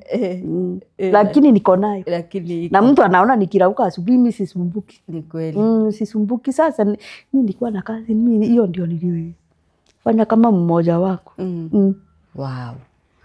Sasa kwa single mother ambaye analia kila saa, aliachwa, sijui bwana hamutumiangi pesa ya school fees, sijui nini, wewe utamwambia nini? Mtu ajikase. Kama pesa ilikosa ukiwa hapo kwako, ukienda ndio itapatikana. Itapatikana. Kasi fanya yote juu hata mimi nilianza na kufuria hata kuwashia watu. Unaona nauzaga uji town. Unamwambia nipe kibarua. Sasa ukiangalia mwenye anaomba kibarua, si unajua sasa hiyo nilikuwa hata akauso kutoka Nairobi. Alafu naomba hata kazi ya kuosha vyombo. Anashindwa kama ama ni wazimu labda. Hata nikiwa mimi sikuwa nashonoka. Unaenda unafua nguo? Ufua kabisa. Watoto hata walikaa miezi ngapi? Watu wajue mahali huko kama unaona vizuri ukae huko, na kama utavumilia uende ukakule shinda kama nini. Watoto walikaa miezi kutoka mwezi wa 3 mpaka mwezi wa 9 kama hajaenda shule. Naomba tuombe tu. Wacha niende kibarua na mimi muache mkiomba. Na kweli walikuwa naacha wakiomba. Ndio ukaweza kuwapeleka shule. After miezi 6. Sikuwapeleka hivyo. Sasa nilikula shinda, si mwaka moja nilikaa bila kazi. Unaosha vyombo. Unafua nguo. Hiyo pesa ni hiyo siku tu. Ni hiyo ya kukula hiyo siku. Kukula nikasema sasa wakiwa na kitu ya kukula ngoja. Kuna mzee mwingine alikuja akitafuta na hata sijakwambia nyumba ni ya kupewa. Penye nilienda nikiongea juu mimi sishonoki juu shinda inaniambia ndio nikikonda nilikuwa unaona ukikonda ukioa mara moja hivi. Nyama itamwagika hapa. Juu unakonda na shinda na stress. Mimi nikakaa.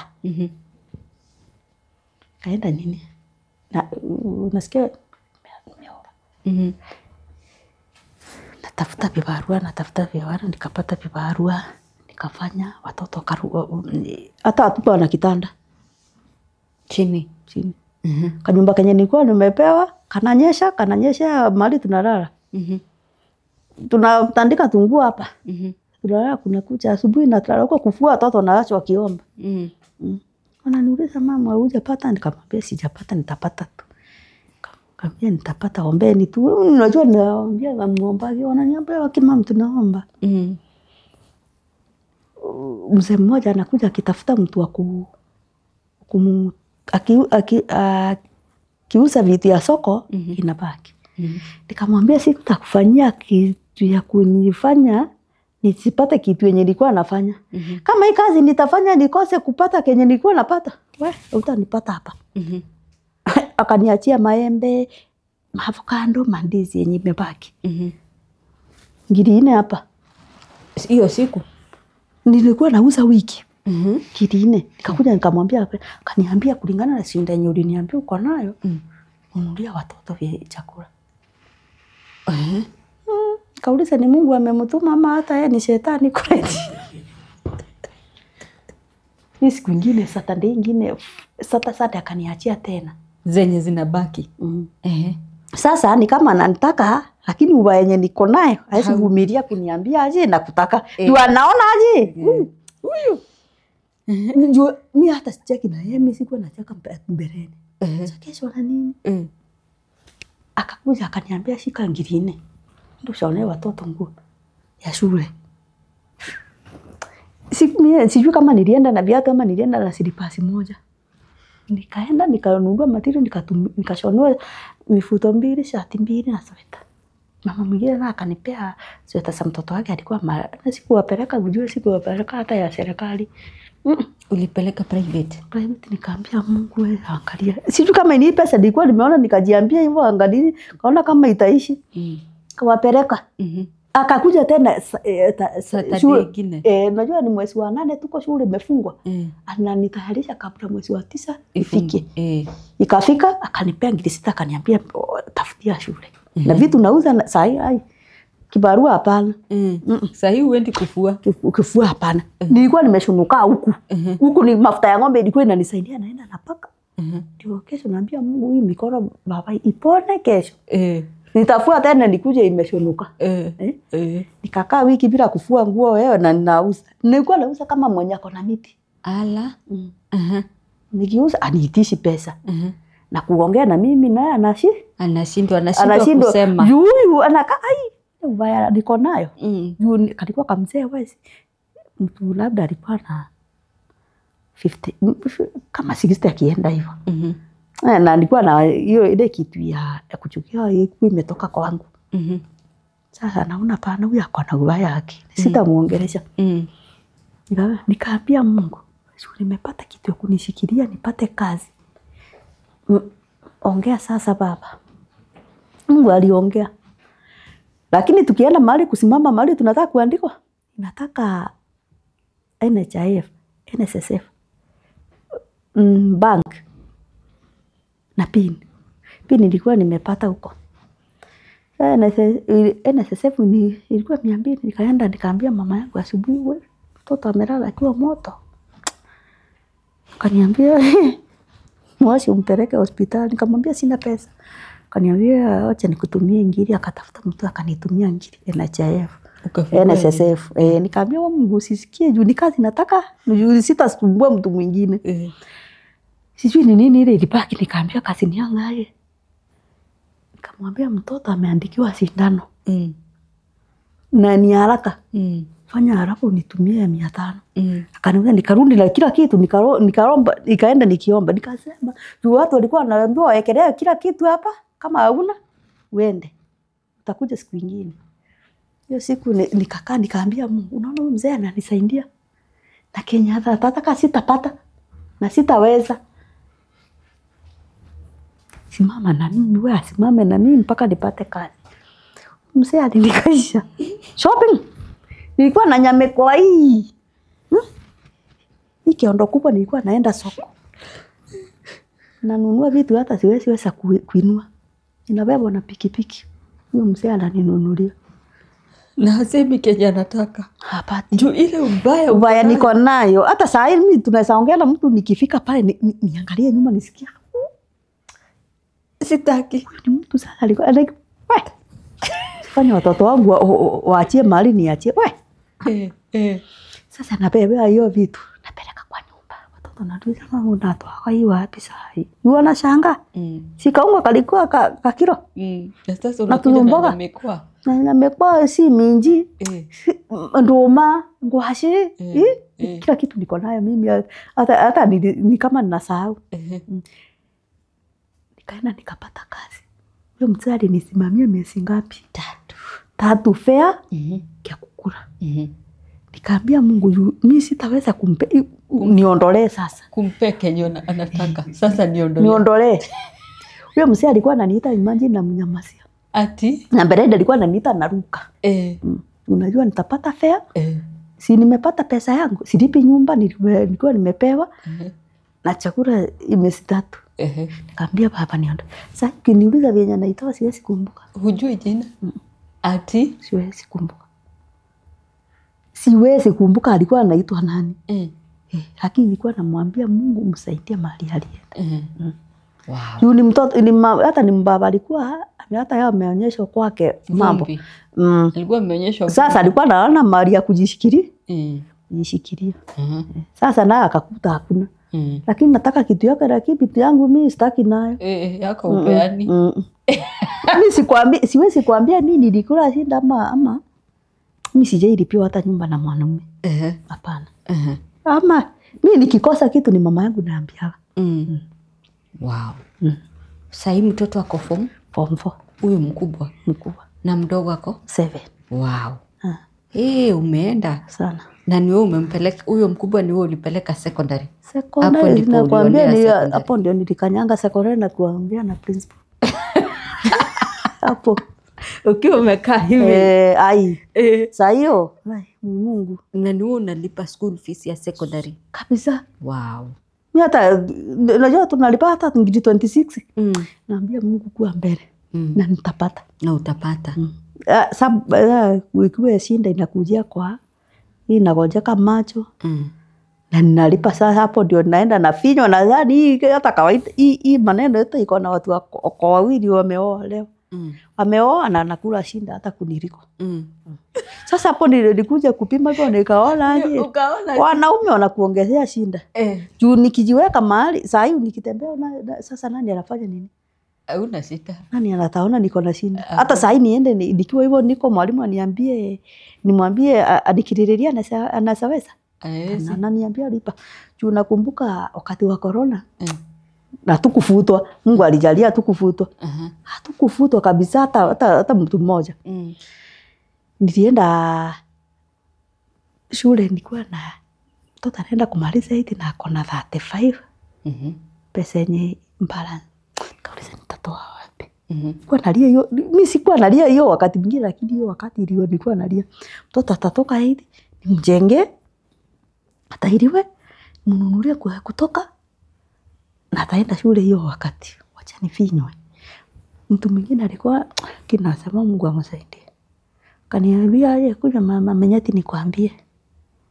Mbona ulikuwa unalipa school fees vizuri na saa hii ulipi? Nikamwambia tulifutwa. Hata tukiwa tunafanya kazi tulifutwa wakati wa corona. Saa hii mimi hata nashindwa aje, hata atamaliza hivi aende wapi?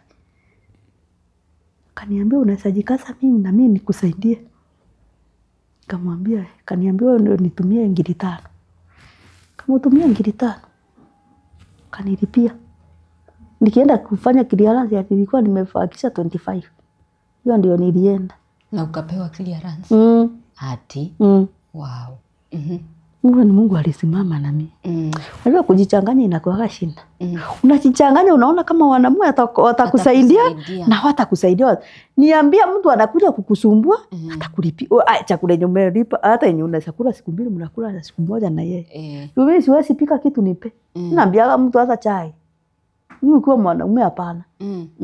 Sitakupea. Wewe hata kama unakuja shughuli gani kudu umekunywa kwangu. Kwangu hakuna kukula. Hakuna, mimi siwezi pika nikupe. Nikupea nini? Adi kwanza hata kufua nguo ya mwanaume kutoka nitoke kwangu sijaifua. Labda sababu barua umani nilikuwa nafua. Nguo ya mwanaume siwezi. Fulia mtu nguo? Hapana. Wow. Wow. He? Sijasikia hivyo. Hiyo story sijaisikia tena. Shinda ukikula ukiwa pale na ujua ulikula shinda. Utakuja hivyo ukiwa na nini? Na akili unajua akili ya siku yake simefanana. Siku yake simefanana. Juu ukiona shinda ujue hakuna mwingine atakutoa kwa shinda ni wewe utajitoa. Kuna mtu anaolewa hapa, hiyo ndoa inakosa kufaulu, anaenda anaolewa ingine na ingine. Na hiyo ndoa kila mtoto. Kila mtoto. Mimi naona kwangu dikiti ya watu 3. Msichana pande hii, kijana hapa na mimi pande. Huyu mwingine atakaa wapi? Na sina uwezo wa kudunia kingine. Huyu mwanaume mwingine niliambia Mungu kuna wenye wanalia kabisa kabisa. Wapate. wapatia hao. Sijui nani aliniuliza kama anaweza pata mtoto, nikamuuliza utampeleka wapi? Nikamwambia labda ukuwa umekosa. Uniambia aje nizalie katoto. Ukuwa umekosa na ndio mimi naweza kuzalia. Lakini sio uniambie wewe uzaa. Nizae alafu nione moyoko. Mimi hatuwezi pelekana. Na nasema na Mungu anisaidie, anisamee. Nikipata katoto wewe utalea. Mwenye mmepata mwenye mtoto utalea. Kujirudisha, najua sasa niko na miaka 43. 43 sasa najiuliza kwa 43 nipate katoto sasa.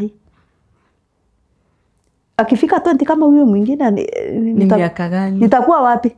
Itakuwa 63. Hata kuka yangu alizaa kutoka 53 mpaka 98. Alichoka, alikufa kama amechoka. Juu hajaipumzika. Ya kuzaa akiwa mzee.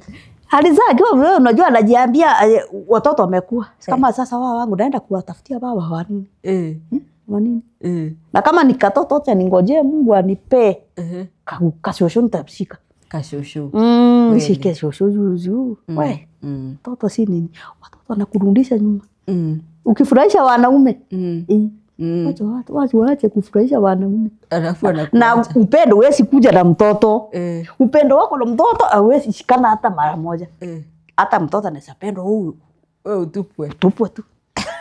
Utaenda kwa mwingine uende utapata mwingine. Wewe. Wacha mtu akae kama ukufe kama umechoka. Mimi siwezi taka kuchoka. Nikiona saa hii mama yangu venye alizaa watoto kitambo na akamaliza. Saa hii hata nikimwambia nilipia hata huyo mdogo si ananilipia. Sisi mama yetu alimaliza kutuzaa tukiwa akiwa na miaka 28. Wow. Huyo mtoto wetu mdogo ni wa 87. Mimi sijaishi pata mtoto. Wewe ukuwahi pata mtoto? Mimi sijaiachiwa mtoto nile. Wow. Wow, nice. Leo kuna kitu moja inanifurahisha na wewe. Unasema mimi najua niko na shida zangu. Na si sahi. Na si za sahi. Ushaitafuta njia maybe ya kujaribu kudeal na traumas za ukiwa mtoto? Sijaisikia. Hata kuwa nakwambia ni hapa nimesikia watu wanaenda kuongeleshwa. Au unajua watu wanaongeleshangwa? Mimi nilikuwa najua wenye wanaongeleshwa ni wenye sasa mtoto amekufa, naona ndio mtu anaumiaga sana. Wengine nimekuja kujua, ukiuliza tu hivyo ndio nilikujua. Watu wanaongeleshwa. Hata saa hii mimi hata mimi na labda nakuwa na shinda wewe. Na kuna vitu najikanyaga mimi mwenyewe. Kaniambia itakuletea shida. Wachana na hizi. Chana na hiyo. Sitakuletea shida. Unajua hata watoto kabla niache kuwagonga nilikuwa na. Ulikuwa unawagonga? Mpaka mtoto ananiona anafanya hivi. Nikipitia huyu wanagonga. Lakini sasa uliacha? Niliacha saa hii ni watu wakubwa. Lakini huyo mdogo akifanya maneno nagonga. Lakini ya kawaida saa hii sisikia nikiwa na shinda hiyo sana. Lakini tukiongea juu watu wanaongeaga kwa hii mitandao sana. Mimi ni wa mitandao kuangalia na kusikia. Hiyo ndio nasikia hata mimi labda niko hapo. Uko na shida mahali. Mimi ukiniletea tutaachania hapa. Mimi hata mwanamume nasikia kama naweza mgonga hata kama mwenye sitawezana naye. Unasikia kama utagonga. Siona hiyo ni kitu. Unajua hata nilikuwa naruka kwa kiti naangukia huyu. Hata sitaki kujua kama atakufa ama atafanya nini. Ati. Baba yako ako hai? Yako. Ako hai. Inakaa ni kama hiyo uchungu yote ulitoa. Ilitoa kwake. Kuna hata wakati tulikuwa tunaomba akufe atuache kusumbuka. Ati.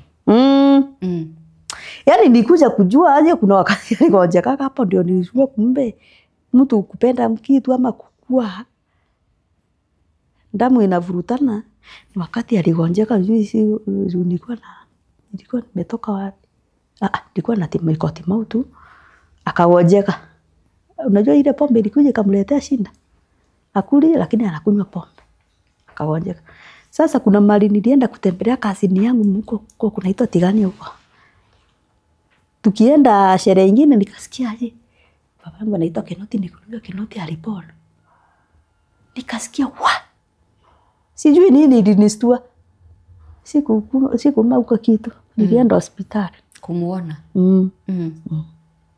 Niligonjeka. Na Mungu anisaidia sikuwa nimekula roni hiyo wakati. Nilipata 10,000. Ilikuwa 120. 160. Unaona napata hata 10,000 utanashindwa aje? Napata 10,000 wapi? Unajua kesha kupata 10,000 hiyo ni pesa mingi sana. Wow. Sasa hapo ndio nilijua kumbe hata ukiombea mtu kitu itakuja kwa hapo na utasikia uchungu. Utasikia uchungu nilisikia huo wakati. Lakini aliachana na pombe. Aliacha sasa. Aliacha. Lakini aliacha saa ile. Unajua hata watoto walikuwa wamewakata. Akaenda akaulizwa na mzee mwingine aje. Meletewa hawa. Woi naambiwa wewe rudisha watoto kwao. Nikamwambia nimekuletea watoto ni mimi nimekuja na wewe sijakuletea. Kama ulishindwa ni mimi kama ulishindwa na mimi sitashindwa na wangu. Na wangu. Kenye ulikuwa unakula huko. Tulikuwa tunateta. Kabisa. Namwambia kenye ulikuwa unakula kulaga. Unashinda. Sasa hii ndio alikuja kuwapenda. Sasa ndio amewapenda. Juu sasa kama kijana anaenda kwa mtu kuchukua dharama la 3 ama 4 mtu ako na nguvu nani unasipenda? Utampenda tu. Lakini ni mambo hata yeye ya kuwekwa na watu wa nyumbani. Unajua Ameru kulelea mtoto mtu. Nishinda. Sisi unashindwa mtu anakulelea na anaona unatoka. Wow. Juu hata kuna kitu sijakwambia kuna mtu msichana aliongea maneno yangu. Hiyo wakati nilikuwa naandikwa. Nilikuwa mtoto hata sijazaa. Mpaka sasa hivi namuonaga nasikia kama nasikia ni kama maneno ya jana. Hata yeye anisalimia yeye anapitia huko. Hawezi kukaribia. Anasema ati naiba vitu nikileta kwetu. Na ni uongo. Bado inakuuma hadi sasa. Inaniumaga. Niwe kitu ukinifanyia. Sasa Purity hatuwezi tu kurudisha Nakuru. Peleke tu tuseme ndiye mwenye Goma. Huko hata nikipeleka tunajua. Hatuwezi. Hata sister wao wanataka. Unajua naona venye nilikuwa na yeye huyu alikuwa mzuri. Hata kama nilikuwa na yeye kuna vile nilikuwa na unamwangalia. Namwangalia nanunua nguo. Kila kitu. Hata viatu. Lakini nasikia mtu anakuambia tuwezi saidiana na wewe. Sasa hivi nilikuwa namuuliza unaona nilikuwa la kusaidia? Nilikuwa la kusaidia. Na uniombeage Mungu. Sasa hivi unamwambia. Sasa hiyo tulikutana na yeye. Nikamwambia hata nguo ulishindwa kuvaa. Unavaa nguo oversize. Unajua nilikuwa hata naomba nilikuwa nasema huyu hata nguo avage inakosa kumtoshea. Anakula anasikosa kushiba. Akivaa sweta anasikia baridi. Kai. Nilimkuta hivyo. Ati nikamwambia Mungu, nikamwambia acha nikwambia hata kama utasikia ukuwa mlevi. Hiyo yote nilikwambia kama ni mimi ndomo yangu nimefanya hivyo. Unaiongea kitu kwa uchungu. Mtoto kwa nyumbani miezi 3, miezi 6. Na baba yake anadhukuma. Hiyo ndio nilikuwa nilikuwa napata usingizi. Kuongea mambo mbaya. Nikamwambia acha nikwambia kama ni mimi nimefanya. Ukue hivyo. Nimesema Mungu akusamehe. Nimeona sasa tena ukasikia uchungu. Ako mbaya kabisa. Lakini hata kama ako mbaya hiyo siwezi mrundia. Uko hapana. Sawa Purity. Siwezi. Sasa hivi kung'ang'ana na mtoto amalize, Mungu anisaidie huko kwingine. Unajua huwezi omba mambo ya mbele na hapa hujamalizana na malizana na hapa mali huko. Naomba amalize tena sasa muingie university. Na Mungu atajalia. Huyo mlango ya university. Unaona hata mtoto huyo kama alisomea shule. Alipata 336. Wow. Alikuwa amejaribu. Alifikisha nusu. Nice. Thank you Purity. Asante. Kwa kukuja kwa metha. Thank you muno niguka. Na urajerire bado uthikagiririo o metha. Sasa unaambiwa hiyo vitu ya Wakikuyu bado tu ndio. Mimi naendaka simu ikuwa kama urudi kwa Wakikuyu. Unajua mimi nikikaa hivi, sijui kama kuna vile napima kuna mwenye siwezi sikia yake. Nikauliza huyu anaongea vizuri hivi yake na analeta watu wazuri wenye wako na mashinda yenye niko nayo naisikia. Acha nikae nikisikia. Wacha nisikie. Sasa ndio nilikuwa na yeye anasema huyo. Mimi sijakula shinda kama huyo. At least unaona na shida yako. Unalinganisha unaona aje hujapata hivyo. Na nikajua kumbe hata wanaume usiwahi tupa mwanaume ukimbilia mwanaume. Usiwahi tupa mwanaume ukimbilia mwingine. Utapata mashida zingine huko. Ni kweli. Ukikosa kupata mtoto unapata ugonjwa. Ukikosa kupata ugonjwa hauna mali unaweza simama. Ni kweli. Ni kweli. Wow. Kuna kitu moja uliniambia ningependa uambie single mother. Hiyo maneno ya kujichanganya. Yeye ni single mother lakini leo uko na huyu, kesho uko na huyu, kesho uko na huyu, hivyo. Mtu kama unaona Eri kama unajua unasema unasikiaga Eri shetani unajua kuliko malaika hujaiona.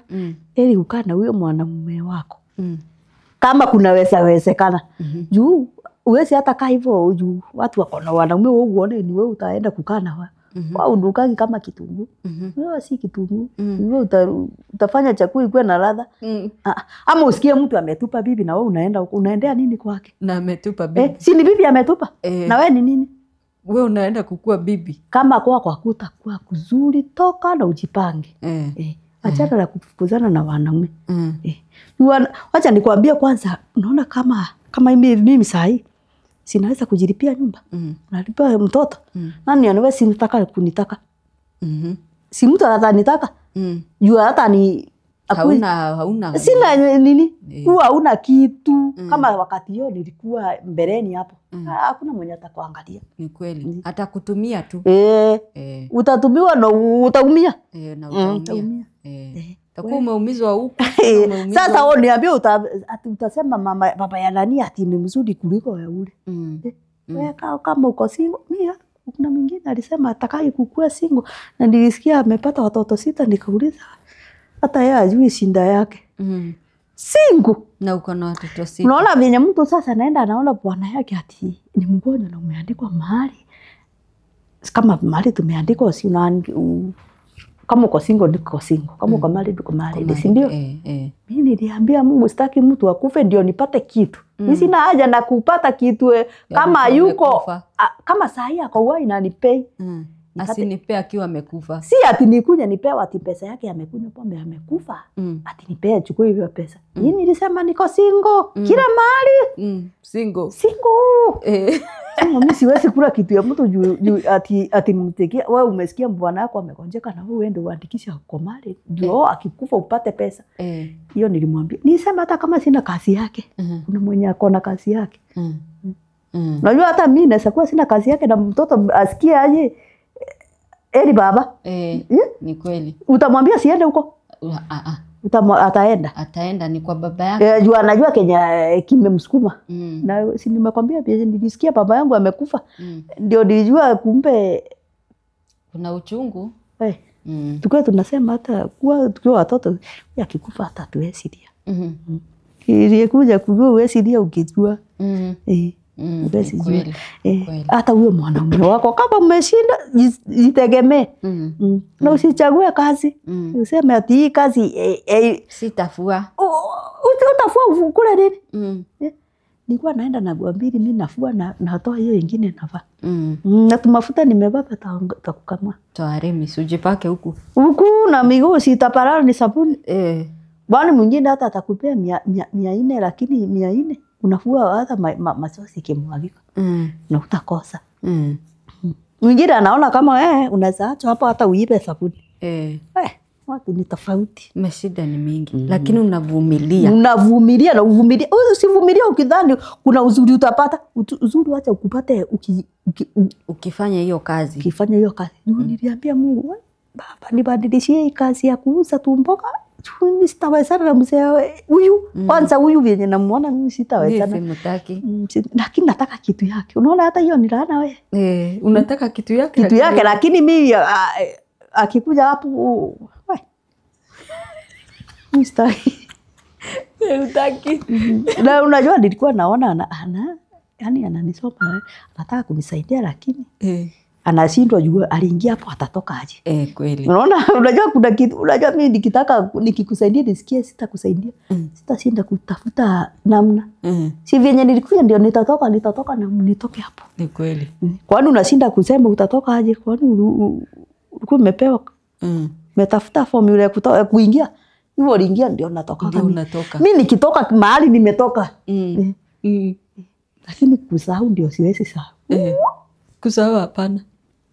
Nasikia huyo kama unasikia kama tuliachana jana na sasa ni miaka 11. 11. Nasikia kama ni jana. Siwezi kama siwezi mtaka mahali niko mimi. Unajua hata mbele hiyo nakwambia wakati alikuwa mpaka mbishori nilikuwa nakula mpaka watu wananiuliza unakulaga mchele mwingine. Kamwambia hata siwezi weza.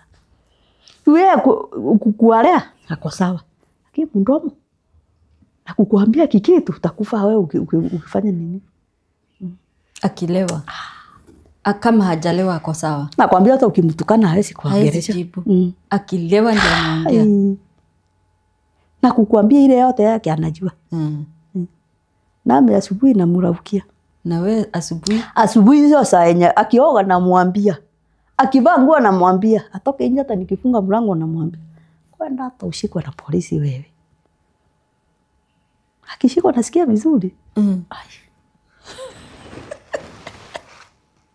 Juu nilikuwa na findo nilikuwa sea wapi. Unajua nilikutoka nilimaliza miaka 8. Hii kama hata sijui kama kuna wanaume wanakuaga hii dunia mimi sikuwa najua. 8. Hata kuna wengine wenye walikuwa wananiandika wananitafutia bwana. Sasa nikiona huyu naona ni mrefu. Ujue hiyo shinda yangu si ya sahi. Na ule nitaona ni mrefu nauliza sasa hiki tutaongeaga nake kikiwa nimefanya nini sasa? Kuna mwingine naona na yeye amenona. Mwingine akafanya nini? Sasa hiyo sasa nilikuwa najiuliza niko mzuri hivyo kwa hiyo nachaguaga ndio nilikuwa najiuliza. Kama si shinda niko nayo uniambia hata wewe. Juu kila mtu utamwangalia tu nimwambie. Uone tu kashinda. Ana huyu ako na shinda. Sasa najiuliza ni mimi niko sawa. Kwanza kama saa hii kido niambie hiyo tumbo yako. Niambie hiyo tumbo mbona unipe maoni venye nitafanya hiyo tumbo ishe. Nakwambiaga mpaka unashindwa kwani nilikuwa na shinda nyingine. Nikamwambia maoni sitaki ya tumbo. Nimekwambia nimekonjeka. Kuna kishi nimeshindwa kufanya. Usinipe maoni. Wewe jua kenye utafanya hata wewe unaona no? Unaona hata uko na shinda. Jua hata wewe ukiambiwa no unachakua rasi. Sasa mwenye anakuambia hivyo akuli sukuma. Ndio maana wewe sikula nikiungulia. Mimi sina. Sina. Na nakwambia maneno ya sasa unakuja kunipea maoni na unajua wengine ni madharau wako nayo. Kunionyesha vyenye tupo iko nawaambia hakuna fika nyingine nilikuwa nayo kwa nyumba. Nini niko nayo? Nipikia hivyo hii ndio niko nayo. Nivae nguo ikuwe mzuri isikuwe mzuri. Mimi hata siwezi shinda nikijiangalia kwa kioo mimi. Huku? Hapana. Ukijiangalia utaenda. Ni kweli. Utaenda mahali unaenda juu tu mbona sasa uko nayo na uko nayo kesho na kesho kutwa na kuendelea hivyo. Utafanya nini? Mimi hata nikienda kwa nyumba sijiangalia kwa kioo. Nikijua mahali kioo iko. Hapana. Juu sasa wewe unanipea maoni unamwambia kitu ya kwanza kama ungenisaidia. Uniambia nikifanya hii tumbo itaisha.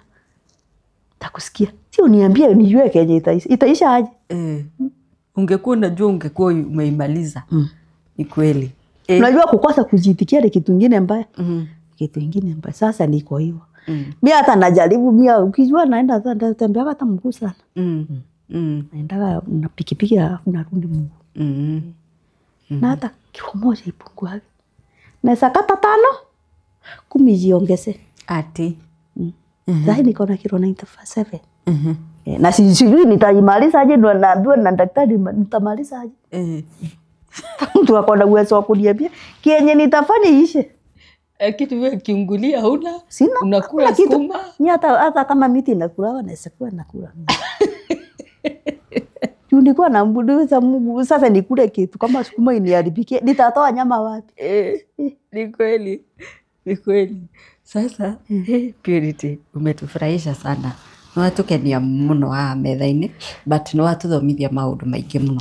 Number 1 kaundu karia ndikangenia nawe ati niwe nĩ nguma guku no ukamenya kwamba guciara kwamba kugia kana kangi to ndikwenda guthi gwetherera na gukunja umo mara mbili ati ukiumwa na baba huyu na uumwa na baba ya huyu uumwa na mmoja aya maneno ya kufanya kazi hata kama ni kufua hata kama ni gani hata kama ni nini ufanye hiyo kazi.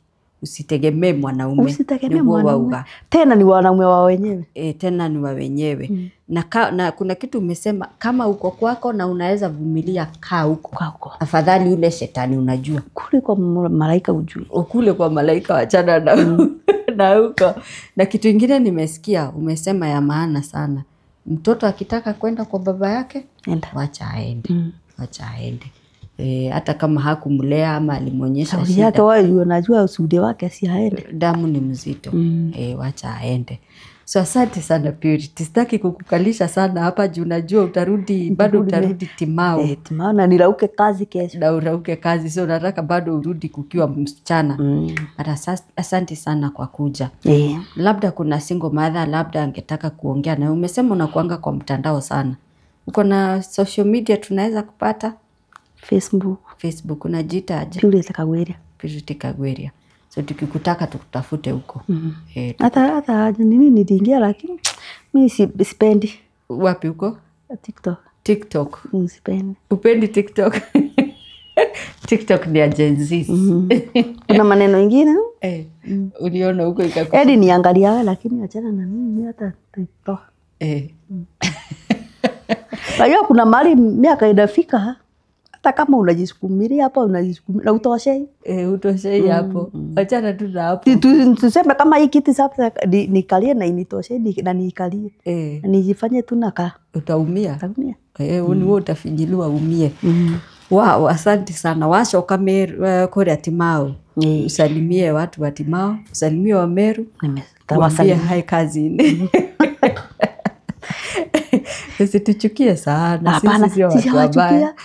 Unajua nini nachukia mtu kulingana na nini? Na yeye. Wewe nilikupenda hivyo tu. Hata Karanja namsikiaga vizuri sana. Nitamsalimia. Msalimie. Na huyo hata sikosagi maneno yake. Hata yenye inakujaga mbele nikifungulia unajua kwa na wifi kazi. Kule kazini. Hapo inakuja. Kefuki inakuja. Karanja inakuja. Na ya Njomo. Sasa hapo ndio nakaga sasa ndio unasikia mtu anauliza aje. Na huko ulikuwa si urudi huko baadaye ukawa ukisikiza. Nawaambia Kenya nasikiza hata tukikaa na wewe si utaisikia. Uitaki na uipende na ujui ni nini. Nakwambia si urudi huko kwa Wakikuyu. Wakikuyu. Ni watu wengi wananiambia nirudi najua mimi siwezi rudi maneno yangu. Kama mimi mwenyewe sijielewi.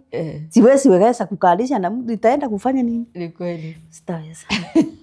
Haya mwirarire ketutirihere hau ungienda kwaraniria na Purity uguthi haria Facebook wethe account ya Purity Kagweria unaweza muinbox muongee na yeye hapo akitaka kukupea namba atakupatia lakini amesema clearly wanaume no X cancelled.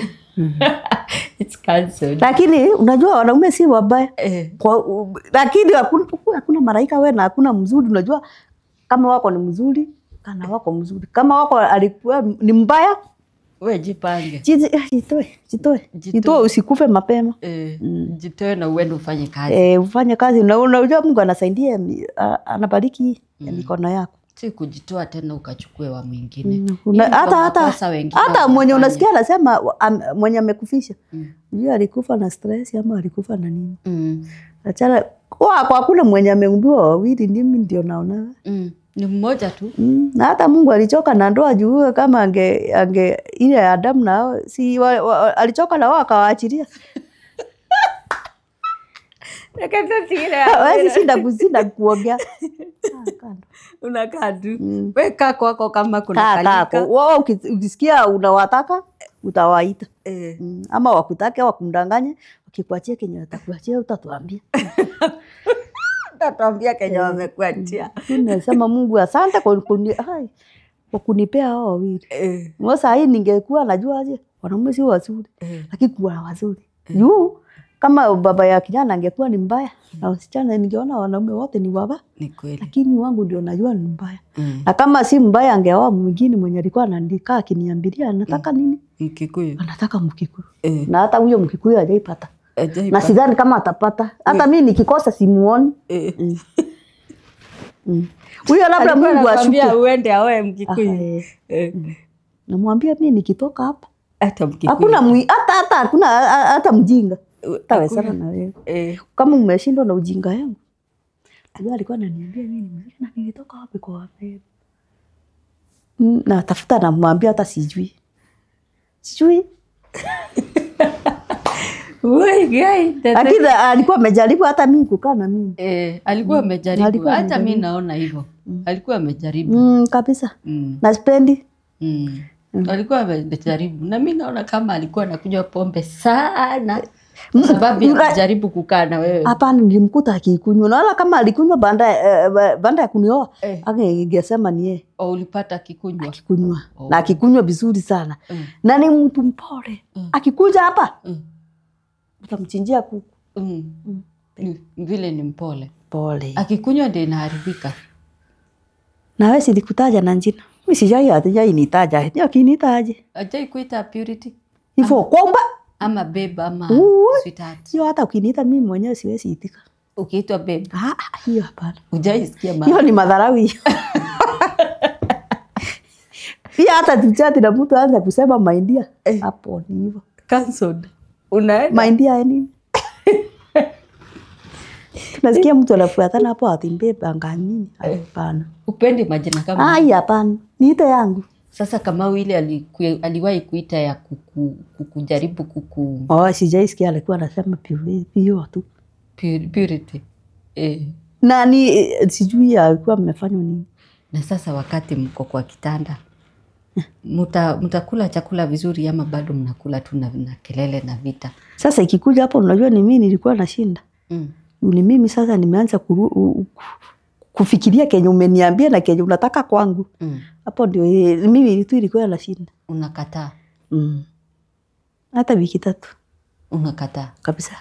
Na kuna siku utampatia vizuri? Roho safi? Sijaiona wewe lakini labda mahali wakati alikuwa anaenda anarudi. Wakati anaenda anarudi. Sasa hiyo mko sawa? Hata akiwa mahali na mimi niko mahali tulikuwa tunakaa vizuri sana ungefikiria. Lakini mkianza kukaanisha dakika moja shida. Basi huyo mzee alijaribu kukaa na wewe. Alikaa, alijaribu hata mimi naona hivyo. Alijaribu. Kama ni kugonjeka sijui. Amuke tu na ugonjwa zake. Aende. Ndio nakwambia kama mimi ni kugonjeka mimi siwezi jua kama nimekuja kujulia hapa watu wanaambiwa hiyo ni ugonjwa. Tu yeye hakuaienda hapa na hapa na hapa akulete. Sijaimuona.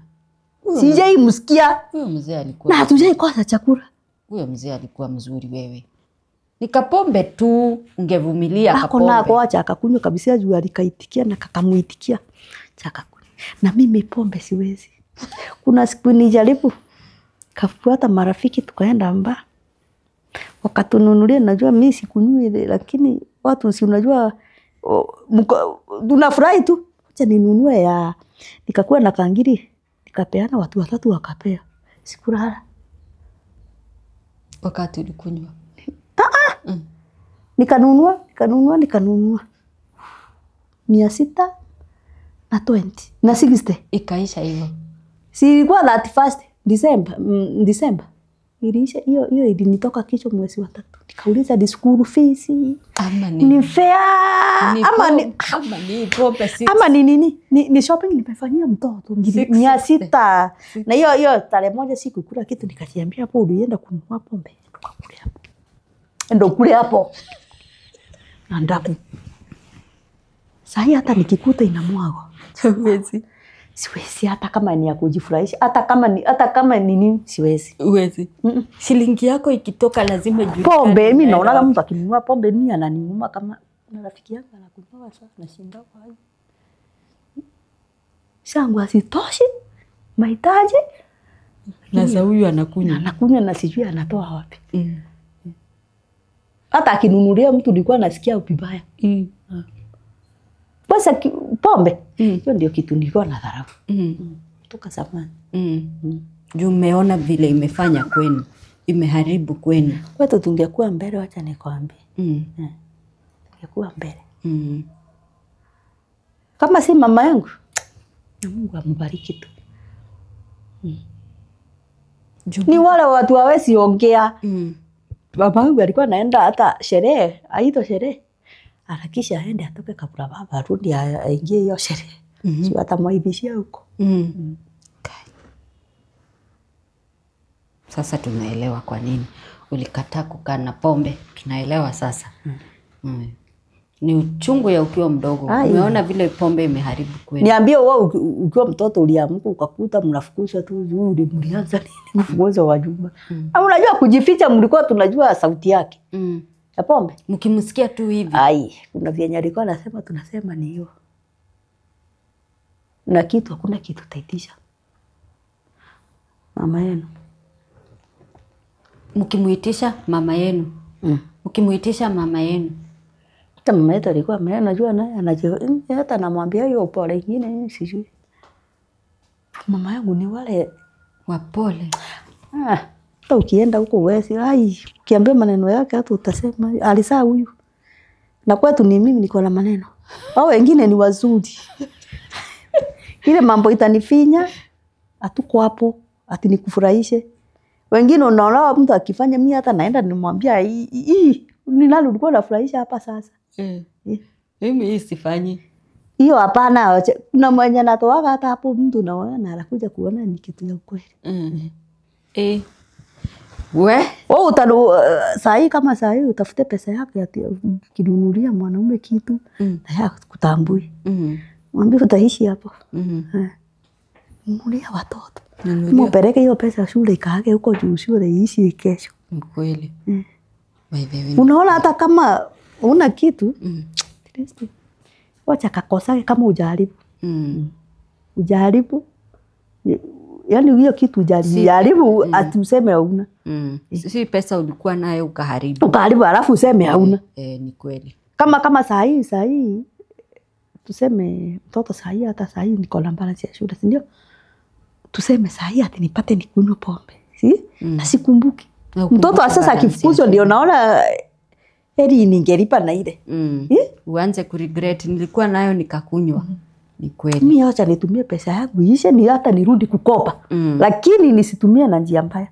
Ni kweli. Ni kweli. Juu kama mtoto kama yule nani mwingine anangojea. Ni wewe tu. Hata kuna siku nyingine nilimwambia tuende kwa shamba, akaniambia ni nguo amefua, nikasema aje. Nikaficha chakula na sabuni. Hiyo nguo alikuwa anataka kufua. Nikamwambia hata kama unajua maneno yote, kuna yenye huwezi jua. Kuna yenye huwezi jua nikikuacha hapa hutaweza kujiweza. Wewe mwerevu kwa masomo. Lakini nyingine huwezi weza. Nikikuacha kwa nyumba utafungiwa tu. Na wewe utajua venye nilienda nikalipa. Huwezi jua venye nililipa hiyo nyumba. Lakini wewe utajifanya, unajua nilimpimaga hata siku nyingine, unajua na wapimaga kwangu. Naona kuna mahali mtoto anafikaga tukimuitisha kitu anakupea kenye si hiyo. Nikampea hiyo kijiko, kana nipea sahani. Nikamuuliza hiyo nayo ni lini ulianza hivyo? Sasa anataka kunionyesha ni stage amefika. Nikamuuliza, akaniambia najua kuna mahali tunaongea vizuri sasa tumefurahi. Nikamuuliza na kwa nini nakupea, nakwambia unipee kikombe unampea sahani. Ananiambia kuna mahali mtu anafika stage. Kamuuliza ulienda stage ya Nanyuki saa ngapi wewe? Ya Nanyuki ama ya Timau? Kaniambia wewe sielewa, sasa nitakueleza. Nikamwambia nieleze niweze kujua. Sasa nikamwambia sasa ukienda hapo ndio watu wanakuambia usinipee hiyo. Nikamuuliza ulitoa wapi?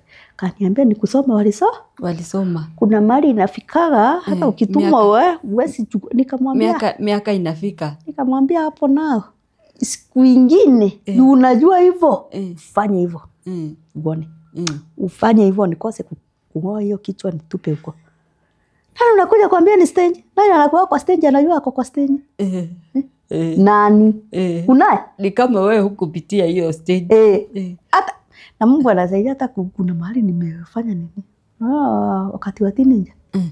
Mimi sikujua mahali nilipita. Sijui. Wewe ilipita tu. Ilipita nikakuta imepita. Sasa ndio kijana anakuja kukuambia. Sasa anakuja niambia anionyeshe venye yako kwa teenage. Nilimwambia hapo nitakung'oa hapo. Sijaibwala kwa hiyo tena. Nitakung'oa kwa hiyo stage. Kama unajua hivyo, kama ungejua ningekuelewa, lakini juu unajua.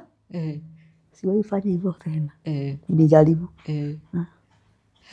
Wangu hata siwezi waambie kitu na hakuna mtu. Mimi hata sijaitwa shule niambiwa kijana amefanya. Na mimi sasa ile mama yangu ameita, mama yangu angeenda mkutano. Unajua inaitwa mkongogo. Yeye alikuwa ananiambia nichonge mama. Nakaa kama yeye. Nikiitishwa napeleka. Hata wapata wakati ya kwenda shule. Ati uchonge mkongogo. Ikae kama mama yako. Niendage naye nikitishwa na mwende. Mamangu hawezi pata tupa wakati. Wa kwenda shule. Baba ndiye alikuwa anaenda na mwambia huyu hata asikia. Utaachwa. Mimi kama mwalimu alikuwa ananijua. Pigana ni mimi namba 1. Tumambo ni mimi. Kuna siku nilipiga makofi shule. Kama kitu imefanyika na siku hapo. Unapigiwa makofi. Kaito nikapigiwa makofi. Juu mimi mimi sijui. Na watoto wengine wenu wako hivyo ama ni wewe tu? Wote ni wazuri. Hata mtu alikuwa anauliza huyu amezaliwa na hao. Wote ni wazuri, hakuna mtu mbaya. Kuna mtu mbaya. Na sasa Purity, hiyo uchungu uoni kama unaweza achia watoto wako na wao mmoja wao na yeye akue na hiyo uchungu? Wanachua sio njoo, hakuna mwenye anaona akiwa na hiyo. Hakuna mtu amebeba hiyo uchungu. Najua wao siku wale hata nilirao siku wale hivyo. At least wao wanapata amani. Sasa wao kiuliza kulala njaa wanasema ni nini? Hawajui kulala nje. Si hata kuna siku nyingine nilikuta ametupa viatu nje, akamuuliza Njeri, uko na viatu ya shule? Uko na ya nyumbani? Uko na ya kanisa? Najua tujaipata kiatu. Akaniambia hata Jojo alikuwa ananiambia ananiambia tu mko na mnaenda na shule viatu. Nikauliza sasa choo mlikuwa mnaenda aje ya shule? Kama hamna viatu. Wanashindwa. Kamwambia labda ungekuwa hapo ndio ungejua. Hata ukinunua kuvaa hiyo kiatu ilikuwa problem kubwa. Unaharibu kiatu. Unaharibu sivae. Ni ya kanisa. Na hiyo kanisa ukitoka unatoa kiatu. Hiyo kiatu itakuwa ndogo ikiwa hapo. Isiharibike. Ya kuelewa. Sasa sijui. Mimi naona kuna shinda lakini najichukuliaga hivyo. Tu yenye naweza kujikanya najikanya yenye na face na yeye. Hata mwingine mwenye kwa na face tu atajua. Ni kweli. Wow. Gatutirihere hau mwiroreri tukwaragia na Purity Kagweria all the way from Kuria county ya Meru, bataikaraga kundu gwitagwo Timau. Umeniambia huko kuna kazi mingi sana za mashamba. Kwa hivyo single mother anateseka mahali anaweza kuja hizo pande. Ni pesa, si pesa nini? Si pesa unaweza sema ni kama ya kufua. Ni pesa at least atalea watoto. Timau. Huko mnafanya kazi gani? Ya maua. Kupanda maua. Ni kama Naivasha. Very good. Haya no akeigwa Purity ona ho ni aratuyira thiri ukorwo wi muthiniku rahota kurera ciana uma hari uri enda uone dunia, enda Timau uone kama ni mahali unaweza pata kazi, useto hapo ulee watoto wako, ung'ang'ane. Umesikia vile Purity amesema, si utoke kwako alafu uende kaibe bwana za wenyewe, si basi ungekaa tu kwako. Anyway, reka tutigire hau. Ugenda kwaraniria na Purity twakwira enda pale Facebook page, Facebook account yake Purity Kagweria. ongea na yeye hapo inbox nini, reach out, tutikuhe namba yake tondu mara mingi ako kazini, so hata ina shida haina shida. Sawa, tuituhe namba yako 0720 745 698. Haya, hiyo niyo namba ya Purity Kagwire. Labda unaweza muuliza kazi kwa aje huko Timau, labda naweza kuelezea vile unaweza tafuta kazi hapo hivyo, mwaranirie egukite haha metha-inĩ why are you single oringi. Thank you Purity nĩ guka nawe mwiroreri ungienda kugayana na ithuĩ rũgano rwaku, it's very easy. Urabatara tu kunyandikira WhatsApp message thĩinĩ wa namba itũ ya WhatsApp. Nĩ nyandike wega mũno hau metha ya Kagoni is an Airtel number. Unyandikire ka message, brief message, and then na mimi nitakupigia tupangane vile tutaonana na ugie na mweke wa kuheana rũgano rwaku. Tutirihere hau, ino ni metha ya Kagoni.